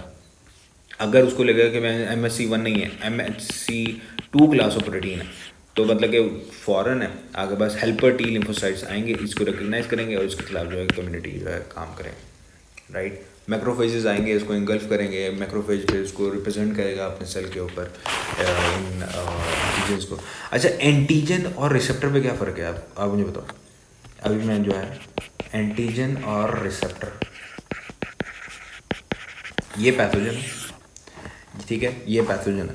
इस पैथोजन के ऊपर रिसेप्टर मौजूद है, ठीक है। अब मुझे बताओ, क्वेश्चन यहाँ पैदा होता है कि भाई ये पैथोजन क्यों एंटीजन को रिप्रेजेंट करवाए, ये पैथोजन क्यों चाहेगा कि यार इसकी सेल मेम्ब्रेन के ऊपर ये एंटीजन को रिप्रेजेंट करवाए, और एंटीजन हमारी बॉडी जो है, आप इसका दुश्मन जो है, इस पैथोजन का दुश्मन मैं ना हमारी बॉडी है, टी लिम्फोसाइट्स, वो इसको रिकग्नाइज करें, उसके खिलाफ जो है काम करें और इसको ख़त्म कर दें, डेड कर दें, मार दें। द आंसर इज नहीं। ये एंटीजन जो है हमारे लिए ना, ये इस बैक्टीरिया के लिए जो ये फॉर एग्जांपल ये रिसेप्टर है, इस बैक्टीरिया के लिए ये रिसेप्टर है, लेकिन हमारे लिए ये एक एंटीबॉडी है, हमारे लिए एक एंटीजन है हमारी बॉडी के लिए। इस बैक्टीरिया के लिए हो सकता है ये रिसेप्टर हो, दूसरी चीज़ के किसी चीज़ पे अटैच होने के लिए उसने बनाई सेल सरफेस के ऊपर इसने ये प्रोटीन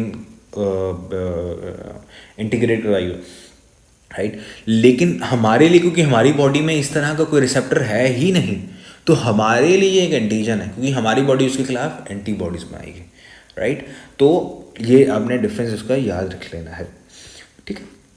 हेल्पर टी लिम्फोसाइट किस तरह से बीटा सेल को असिस्ट करेंगे कि भी आपके पास जो एक्टिवेटेड बीटा सेल्स हैं ये आपके पास प्रेजेंट करेंगे antigen on their surface, MHC1 protein 2 helper T lymphocytes, ये भी आपके पास अपने एंटीजन प्रेजेंटिंग सेल्स होंगे, एंटीजन को प्रेजेंट करेंगे। हेल्पर टी लिम्फोसाइट फिर इनको दोबारा से रिकग्नाइज करेगा और रिलीज़ करेगा लिम्फोसाइट्स को। लिम्फोसाइट्स फिर आपके पास मज़ीद बीटा सेल्स को और मज़ीद टी लिम्फोसाइट्स को रिक्रूट करेंगे, उनको एक्टिवेट करेंगे, उनको तरफ उनको मतवज्जा करवाएगी कि पैथोजन है मज़ीद आ जाओ, ठीक है। तो पॉजिटिव फीडबैक लूप चल रहा है ना, राइट। अभी तक क्या आपके पास आप ये देखो कि ऊपर जो हमने डिस्कस किया था, चलो बहुत ज़्यादा ऊपर चला जाएगा, मैं एंटीजन आया था दोबारा से, पैथोजन ने उसको, मैक्रोफेजेस ने उसको इंगल्फ किया था, एंटीजन प्रेजेंटिंग सेल वो बन गया था, मैक्रोफेजेस ने एंटीजन को प्रेजेंट किया था। हेल्पर टी लिम्फोसाइट्स जो हैं आपके पास एक्टिवेट हुए थे, हेल्पर टी लिम्फोसाइट ने आपके पास इंटरल्यूकिन 2 को सिक्रेट किया था, यहाँ पे मैक्रोफेजेस ने इंटरल्यूकिन 1 को सिक्रेट किया था, जिन्होंने आपके पास हेल्पर टी लिम्फोसाइट को बताया था। हेल्पर टी लिम्फोसाइट ने इंटरल्यूकिन को सिक्रेट किया था, जिन्होंने बी सेल्स को रिक्रूट किया था, मज़ीद टी सेल्स को बुलाया था, मैक्रोफेजेस को रिक्रूट किया था, राइट। बॉडी के बाकी जो सेल्स हैं उसको क्या करवाया था, बुलाया था अपनी तरफ। तो अब बीटा सेल्स दोबारा से एंटीजन प्रेजेंटिंग सेल्स बन जाएंगे, एंटीजन को रिप्रेजेंट करेंगे और मज़ीद हेल्पर टी लिम्फोसाइट को क्या करेंगे, हेल्पर टी लिम्फोसाइट मजीद बीटा सेल्स पर जाके उनको रिकग्नाइज करेगा और मजीद जो है आपके पास इंटरल्यूकिन को बनाएगा, मजीद बीटा सेल्स एक्टिवेट होंगे, बीटा टी लिम्फोसाइट एक्टिवेट होंगे, मैक्रोफेजेस एक्टिवेट होंगे, बुलाए जाएंगे ताकि इसके खिलाफ काम करें, राइट।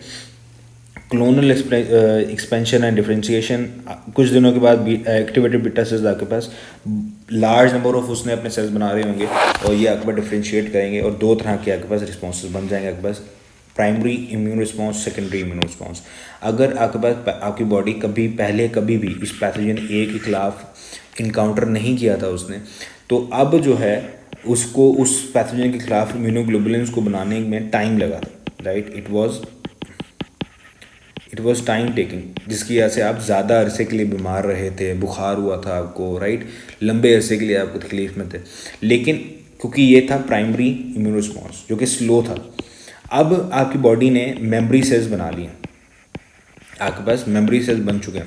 अब जैसे ही अगर वो पैथोजन दोबारा से इंटर होगा तो उन मेमोरी सेल्स जो हैं एक्टिवेट होंगे और वो आपके पास फ़ौरन फास्ट रिस्पॉन्स जो है दे शो करेंगे, क्योंकि उनको पहले से पता है कि भाई ये जो है काम ख़राब करेगा, ये जो है बुखार करेगा, तो अब ये जो है फास्ट रिस्पॉन्स होगा, राइट। तो secondary immune response, that is the fast response. तो यहाँ तक जो है कोई चीज़ अगर पूछनी हो तो आप कमेंट बॉक्स में करना, इसका जो है हम आंसर कर दूंगा मैं, राइट। अब हम आगे चलें, हम डिस्कस करते हैं इम्यूनोग्लोबुलिन्स के स्ट्रक्चर के बारे में, एंटीबॉडी के स्ट्रक्चर के बारे में हम डिस्कस करते हैं। बहुत ज़्यादा मज़े का स्ट्रक्चर है, राइट, क्योंकि आप खुद सोचो ना कि ये आपकी बॉडी को प्रोटेक्ट कर रहा है, राइट, तो ये आपके पास ग्लोबुलर ग्लाइकोप्रोटीन्स हैं, अच्छा ये चलो मैं बताता हूँ अभी। ये belong to a group of plasma protein immunoglobulins, ठीक है। As antibody molecule consist of 4 polypeptide chain, 2 heavy chains होती हैं, 2 लाइट चेन्स होती हैं। जैसे कि हीमोग्लोबिन में आपके पास 2 अल्फा चेन्स थी, 2 आपके पास non alpha chains, 2 non alpha chains. जो आपके पास अडल्ट में जो हीमोग्लोबिन पाया जाता है उसमें आपके पास 2 बीटा चेन्स होती हैं, राइट, जो हमने डिस्कस करना है आपके लेवल में। हीमोग्लोबिन में 2 अल्फा चेन्स, 2 बीटा चेन्स है, लेकिन आप अगर हाई लेवल में तो 2 अल्फा चेन्स होती हैं, 2 नॉन अल्फा चेन्स होती हैं।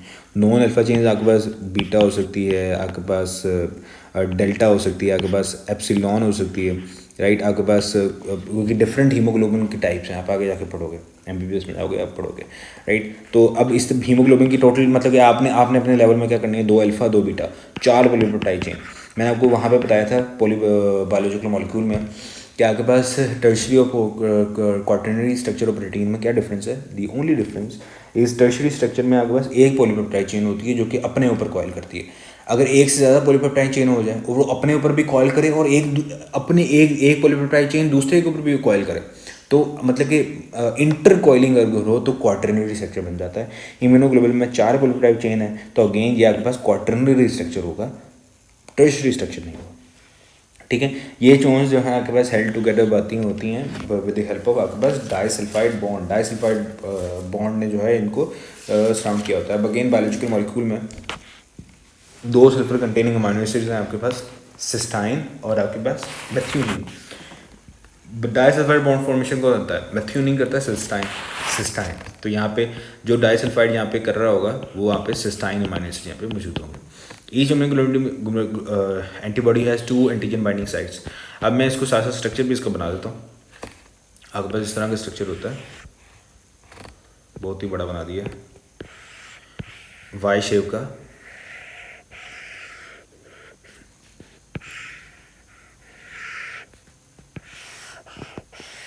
ठीक है। ये आपके पास हैवी चेन, मतलब कि इसका मॉलिक्यूलर वेट ज़्यादा है। हैवी चेन इसलिए कह रहे हैं क्योंकि इसका मॉलिक्यूलर वेट जो है वो ज़्यादा है। और ये आपके पास लाइट चेन, जाहिर सी बात है छोटी है तो इसका मॉलिक्यूलर वेट कम है। ये आपके पास यहाँ पर आके एंटीजन इसने बाइंड करना है, तो ये कौन सी है, एंटीजन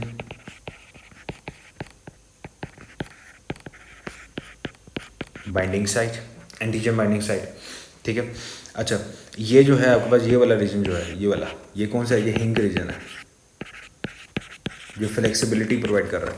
ये आपके पास कौन सी है, ये आपके पास हैवी चेन्स है, ये दोनों। ये आपके पास लाइट चेन्स है,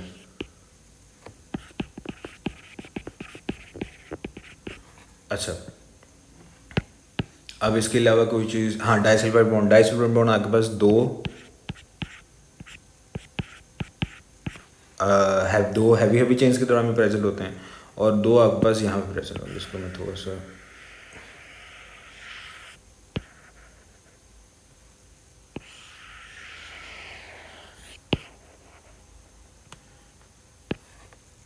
एक यहाँ पे प्रेजेंट होगा, एक यहाँ पे प्रेजेंट होगा, राइट। तो ये आपके पास डाइसल्फाइड बॉन्ड जो है प्रेजेंट होता है, ठीक है।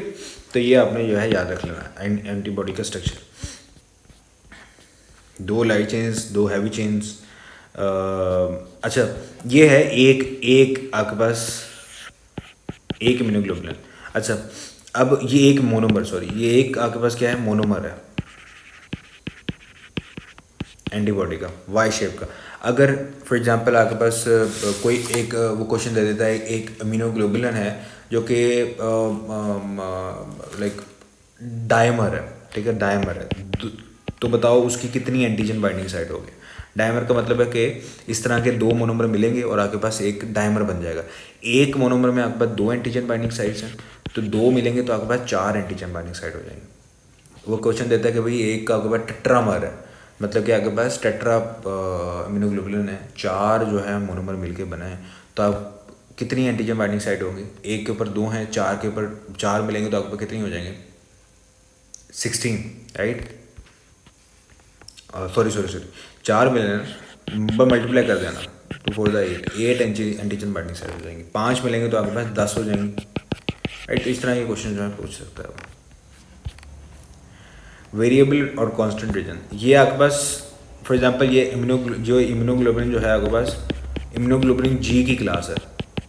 फॉर एग्जांपल जो मैंने बताया ये इम्यूनोग्लोबुलिन, अगर फॉर एग्जांपल आपके पास इम्यूनोग्लोबुलिन जी की क्लास है, लेट्स से, तो अगर ये इम्यूनोग्लोबुलिन जी की क्लास है तो इसकी जो हैवी चेन होगी इम्यूनोग्लोबुलिन जी में जितनी भी आपके पास एंटीबॉडीज़ होंगी उन तमाम इम्यूनोग्लोबुलिन जी की क्लास में तमाम के पास जो हैवी चेन होगी वो तमाम के पास सेम रहेगी, इसलिए ये हो गया कांस्टेंट रीजन। और लेकिन उन इम्यूनोग्लोबुलिन जी की क्लास में जो डिफरेंट एंटीबॉडीज़ होंगी उनका वेरिएबल जो एंटीजन बाइंडिंग साइट होगी वो वेरिएबल होगी, तभी तो वो डिफरेंट एंटीजन के साथ बाइंड करेंगी ना। तो ये आपके पास वेरिएबल रीजन जो कि आपके पास एंटीजन बाइंडिंग साइट होगी वो वेरिएबल रीजन से बनती है। और ये आपके पास स्पेसिफिक अमाइनो एसिड का सीक्वेंस होता है जो कि आपके पास इतने अमाइनो एसिड से मिलकर बना होता है, जो कि यूनिक 3D शेप देता है, और ये सिर्फ एक स्पेसिफिक एंटीजन के साथ बाइंड करेगा। जबकि कांस्टेंट रीजन जो है सेम रहता है एक क्लास ऑफ एंटीबॉडीज़ में, और वो इस कांस्टेंट रीजन कहाँ काम करता है कि उसके फंक्शन मतलब कि किस तरीके से वो जो क्लास है इम्यूनोग्लोबुलिन्स की वो किस तरीके से उस पैथोजन को किल करेगी, उसकी क्या ऑप्सोनाइजेशन उसने करनी है, कॉम्प्लीमेंट्री सिस्टम को उसने एक्टिवेट करना है, क्या उसने न्यूट्रलाइजेशन करनी है, क्या करना है उसने, राइट। तो ये आपके पास बता रहा होता है। हैंग रीजन क्या होता है, प्रोवाइड करता है फ्लेक्सिबिलिटी को, और ये आपके पास हेल्प करता है इम्यूनोग्लोबुलिन को प्रॉपरली बाइंड करने में। तो मोड ऑफ एक्शन क्या है एंटीबॉडीज़ का, किस तरीके से जो है आपके पास एंटीबॉडीज़ जो है अपना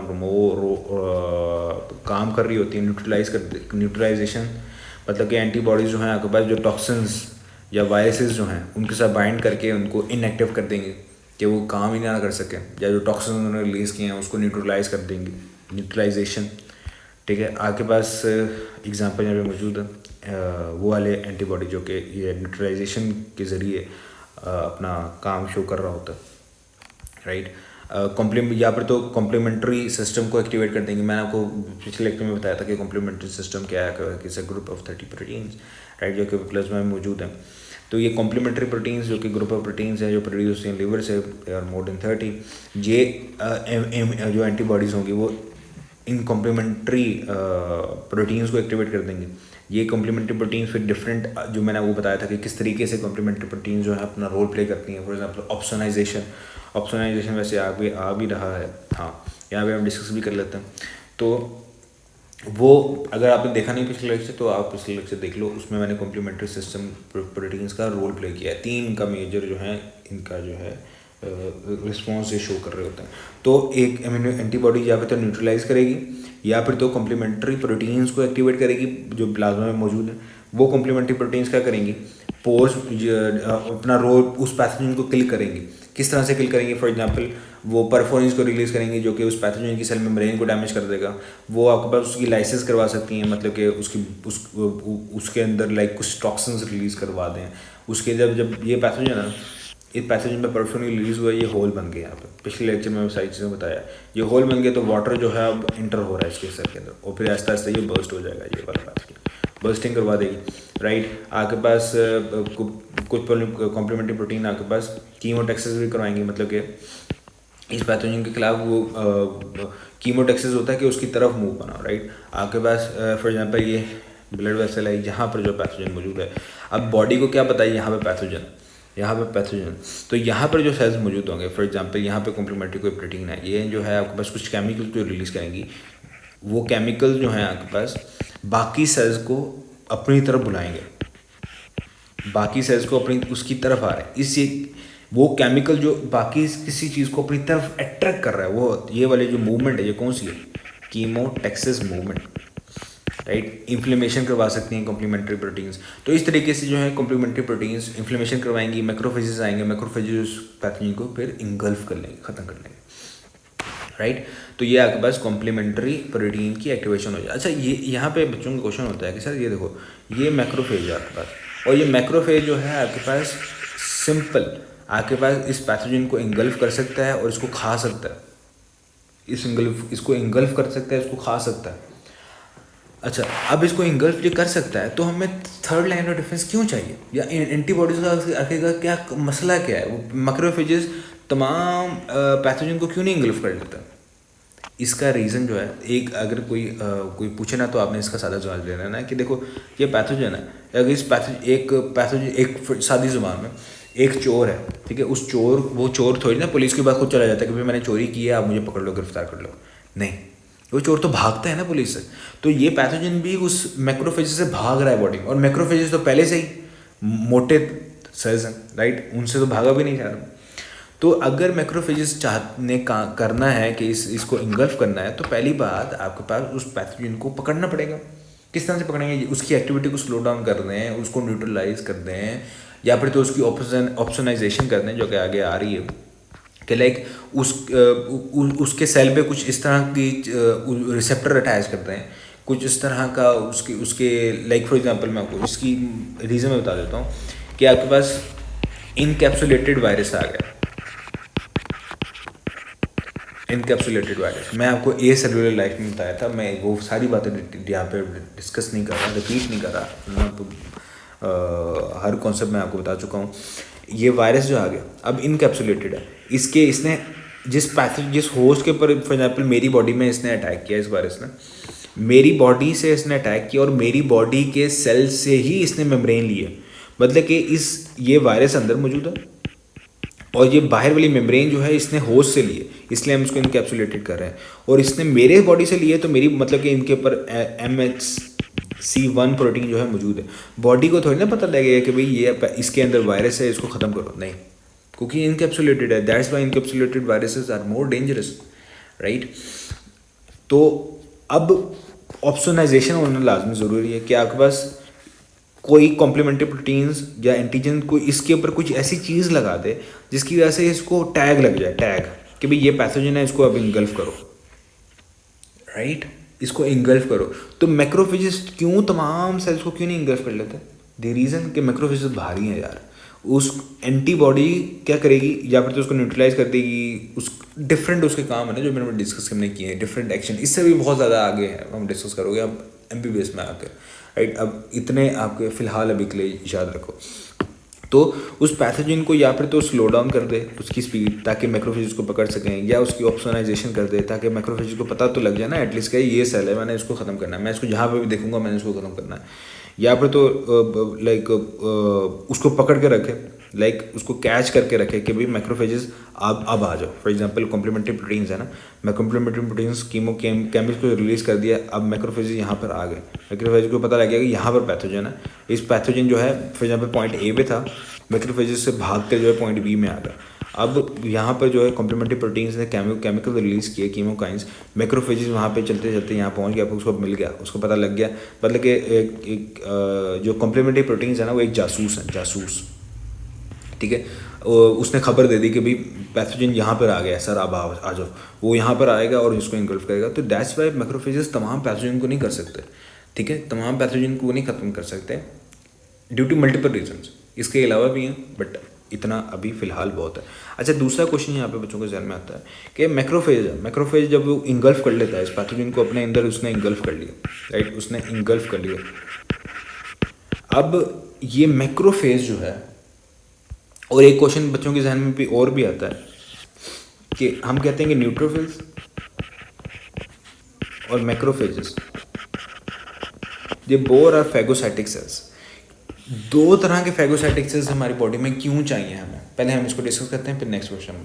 दो तरह के फैगोसाइटिक सेल्स क्यों चाहिए, बस यहाँ पर तो न्यूट्रोफिल्स होते हैं या मैक्रोफेजेस होते हैं। समझ तो आती है कि हमें, हमारे पास न्यूट्रोफिल्स होने चाहिए क्योंकि न्यूट्रोफिल्स फास्ट हैं, अबंडेंट हैं, ज़रा जल्दी पहुँचते हैं, तो मैक्रोफेजेस तो होने ही नहीं चाहिए। द आंसर इज़ नहीं, दोनों में फ़र्क है, दोनों में फ़र्क है। फॉर एग्जाम्पल न्यूट्रोफिल्स आपके पास मोस्ट अबंडेंट है, ठीक है, लेकिन ये जब फैगोसाइटिक एक्टिवेट करते हैं तो ये आपके पास कुछ लिमिटेड नंबर ऑफ पैथोजन को ही कर सकेंगे, मतलब कि 2 को कर लेंगे, 3 को कर लेंगे, 2-3 पैथोजन को इंगल्फ कर लेंगे, उसको फैगोसाइटिक एक्टिविटी कर लेंगे। जो कि मैक्रोफेजेस आपके पास 10 से 20 पैथोजन को एक साथ इंगल्फ कर सकता है, ठीक है, एक साथ इंगल्फ कर सकता है मैक्रोफेजेस। तो किसकी फैगोसाइटिक एक्टिविटी ज़्यादा है, मैक्रोफेजेस की। आपके पास न्यूट्रोफिल्स जब इंगल्फ कर लेते हैं तो आपके पास फिर क्या करते हैं, न्यूट्रोफिल्स ने इंगल्फ कर लिया तो आपके पास लाइक प्रोटीएजेस एंजाइम होते हैं, आपके पास हाइड्रोलेजेस एंजाइम्स मौजूद होते हैं, राइट, आपके पास एंटीबैसिडल आपके पास एजेंट्स मौजूद होते हैं जो कि बैक्टीरिया के खिलाफ जो है काम करेंगे, राइट। तो ये तमाम के तमाम आपके पास एंजाइम मौजूद हैं, आपके पास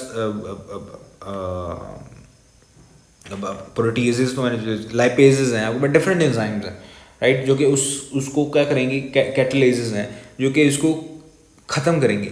अब कुछ न्यूट्रोफिल्स जो है ना, कुछ पैथोजन को नहीं इंगल्फ कर सकता, क्यों, क्योंकि कुछ पैथोजन जो है फॉर एग्जांपल उसको अगर उसने डाइजेस्ट करना है ना, मतलब कि न्यूट्रोफिल चलो उस पैथोजन को अपने अंदर इंगल्फ तो कर लेगा, लेकिन उसके पास वो एंजाइम ही नहीं है जो इसको ख़त्म कर सके, जो एंजाइम ही नहीं है, तो उसके लिए मैक्रोफेजेस की ज़रूरत है। क्योंकि मैक्रोफेजेस के पास आपके पास कुछ लाइक इस तरह का आपके पास जो आगे जाके पढ़ लोगे आप, ये मैक्रोफेजेस कुछ इस तरह के केमिकल को बनाएंगे। For example oxygen reactive species को उसने बना दिया, ठीक है, रिएक्टिव ऑक्सीजन स्पीशीज़ को उसने बना दिया। रिएक्टिव ऑक्सीजन स्पीशीज मतलब कि आपके पास पर ऑक्साइड्स, आपके पास रेडिकल्स, ये जो है आपके पास पैथोजन को जो है उसने जो है उसको ख़त्म करने की उसको उसकी सेल को डैमेज कर दिया, उसके डीएनए को डैमेज कर दिया, और डीएनए डैमेज हो गया तो ऑफ कोर्स उस सेल की ऑटोमेटिकली फिर डेथ हो जाएगी। वो डीएनए डैमेज वो अपना काम नहीं कर सकेगा, उसकी केमिकल रिएक्शन स्लो डाउन हो जाएंगे, तो मैक्रोफेजेस आराम से उसको इंगल्फ कर लेंगे। तो इसलिए, और नंबर 2 आपके पास न्यूट्रोफिल्स की शॉर्ट लाइफ होती है, शॉर्ट लाइफ, ये बहुत जल्दी मर जाते हैं। मैक्रोफेजेस जल्दी नहीं मरते, इनकी लॉन्ग लिव होता है, ठीक है। तो मतलब कि अगर फॉर एग्जांपल ये अब पैथोजन आया, उस पैथोजन को न्यूट्रोफिल ने जो है इंगल्फ कर लिया, मैक्रोफेजेस भी थे वहाँ पे, अब न्यूट्रोफिल तो मर जाएंगे, डाई हो जाएंगे, लेकिन वहाँ पर जो आपके पस फॉर्म हो गई है, पस फॉर्म जो हो चुकी है वहाँ पर, और पस मेरे ख्याल से मैंने पिछले लेक्चर में आपको बताई थी, अगर नहीं बताई तो मुझे बतानी पड़ेगी, because this is very important concept. पस क्या होती है असल में, देखने दो मुझे, आई डोंट नो पस क्या हो, पस के बारे में मैंने आपको बताया है कि नहीं बताया।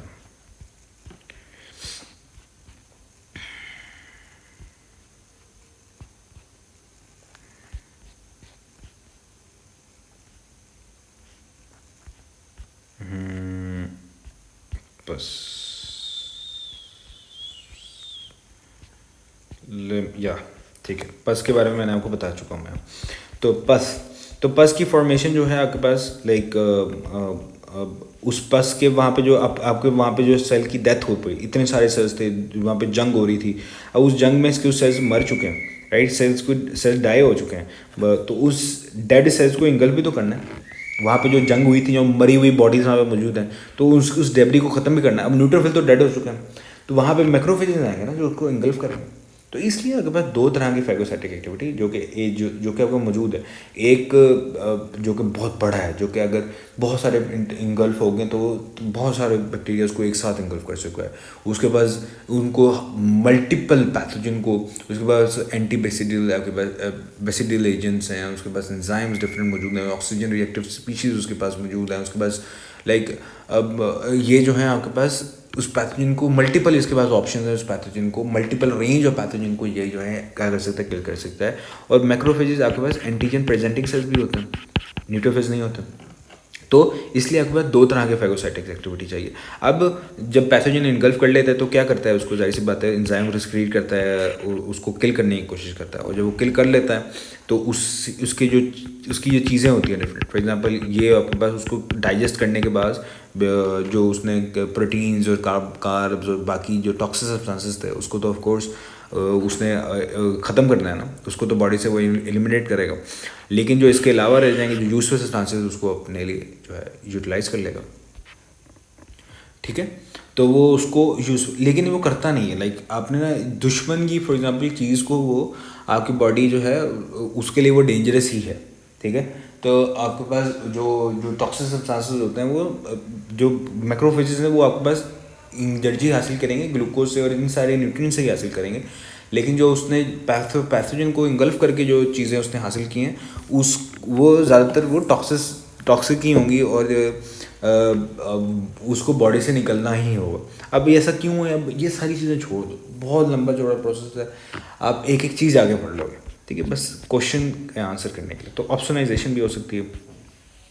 फिर क्या हो सकती है, आपके पास प्रेसिपिटेशन होती है, आपके पास एंटीजन जो है आपके पास एंटीबॉडी जो है आपके पास जो एंटी सॉल्युबल एंटीजन्स हैं, जो ब्लड में जो है एंटीजन मौजूद है लेकिन वो सॉल्युबल फॉर्म है, उनके साथ बाइंड करेंगे और जब बाइंड करेंगे तो उसको इनसॉल्युबल बना देंगे और डिफरेंट आपके पास एंटीजन एंटीबॉडी कॉम्प्लेक्सेस जो हैं वो बनेंगी और वो कंपाइल होकर प्रेसिपिटेट होंगी तो इजीली बॉडी जो है फैगोसाइटिक सेल्स उसको रिकग्नाइज कर लेंगे और उसको इंगल्फ कर लेंगे और उसको ख़त्म कर देंगे, राइट। इसलिए तो हमारे पास ये एक रीज़न थी ना कि क्यों मैक्रोफेजेस तमाम पैथोजन को नहीं कर सकते, क्योंकि कुछ जो है अब देखो हमने डिस्कस कर दिया अगर बार कुछ एंटीजन जो है सॉल्युबल है। अब मैक्रोफेजेस को क्या पता कि भाई ये आपके पास मौजूद है, उसकी प्रेसिपिटेशन करनी पड़ेगी ना। तो अब जो क्लासेस हैं जो हमने याद रख लेनी है, मेजर क्लासेस आपके पास 5 हैं, immunoglobulin G, A, M, E and D, आप बस याद रख लो। इसमें ज़्यादा चीज़ याद रखने की ज़रूरत नहीं है। मोस्ट अबंडेंट जो है इम्यूनोग्लोबुलिन G है, ये वाहिद इम्यूनोग्लोबुलिन है जो प्लासेंटा को जो है क्रॉस कर सकती है। मीनिंग से अगर क्वेश्चन आ जाए only can cross placenta, foetus development में सिर्फ जो प्लासेंटा को क्रॉस करेगी वो इम्यूनोग्लोबुलिन G होगी। इनमें से कोई इम्यूनोग्लोबुलिन प्लासेंटा को क्रॉस नहीं कर सकती, ठीक है। ऐसा क्यों है, जाहिर सी बात है अगर एक फीटस से एक ने किसी चीज़ ने मैटरनल ब्लड में जाना है, फीटल ब्लड से मैटरनल ब्लड में जाना है, तो उसको कुछ एपिथेलियल सेल से, कुछ रिसेप्टर से, कुछ गेट से गुजरना पड़ेगा ना। अगर वो सेल के पास वो गेट्स होंगे उसको गुजारने के लिए, तभी वो चीज़ गुजरेगी। तो आपके पास एवोल्यूशनरी, इसका कुछ सादी ज़ुबान में इसका आंसर दिया जाए तो एवोल्यूशनरी इम्यूनोग्लोबुलिन G के गेट्स आपके पास सेल में मौजूद होते हैं, इसलिए वो क्रॉस कर जाता है। तो क्वेश्चन आ जाए आपके पास जो मटरनल से फीटल जो है आपके पास एक आपके पास डैमेज आया है ड्यू टू इम्यूनोग्लोबुलिन्स, बताओ कौन से इम्यूनोग्लोबुलिन की वजह से आया होगा, तो इम्यूनोग्लोबुलिन G, राइट, क्योंकि इम्यूनोग्लोबुलिन G ही सिर्फ प्लासेंटा को क्रॉस कर सकता है। आपके पास लीस्ट अबंडेंट जो है आपके पास इम्यूनोग्लोबुलिन E है, आपके पास जो इम्यूनोग्लोबुलिन A है वो आपके पास अगेन पाया जा रहा होता है बॉडी के सिक्रीशंस में। इम्यूनोग्लोबुलिन A जो है आपके पास बॉडी के सिक्रीशंस में पाया जा रहा होता है, सेकंड मोस्ट अबंडेंट है इम्यूनोग्लोबुलिन A जो है, सेकंड मोस्ट इम्यूनोग्लोबुलिन G है आता है, फिर इम्यूनोग्लोबुलिन आपके पास A आता है, फिर आपके पास इम्यूनोग्लोबुलिन M है, फिर इम्यूनोग्लोबुलिन D है और लीस्ट अबंडेंट इम्यूनोग्लोबुलिन E है। अब बस इतना ही पढ़ लो, बाकी हर एक के बारे में आप पढ़ोगे। तो मेमोरी सेल्स का आखिर में क्या काम है, मेमोरी सेल्स आपके पास फॉर एग्जांपल जो मेमोरी T किलर सेल्स है वो आपके पास जब वो एक्टिवेट होंगे, पैथोजन दोबारा से एंटर हो गया तो वो किलर T सेल्स को बना लेंगे। मेमोरी B सेल्स हैं वो आपके पास बीटा सेल्स को एक्टिवेट करेंगे और ये किलर सेल्स आपके पास साइटोटॉक्सिक T सेल्स, मतलब कि ये जाकर उसको किल करेगा उस पैथोजन उस इन्फेक्टेड सेल को, और बीटा सेल्स आपके पास डिफ्रेंशिएट होंगे इनटू प्लाज्मा सेल्स और वो आपके पास एंटीबॉडीज़ को सिक्रीट करेंगे, ठीक है।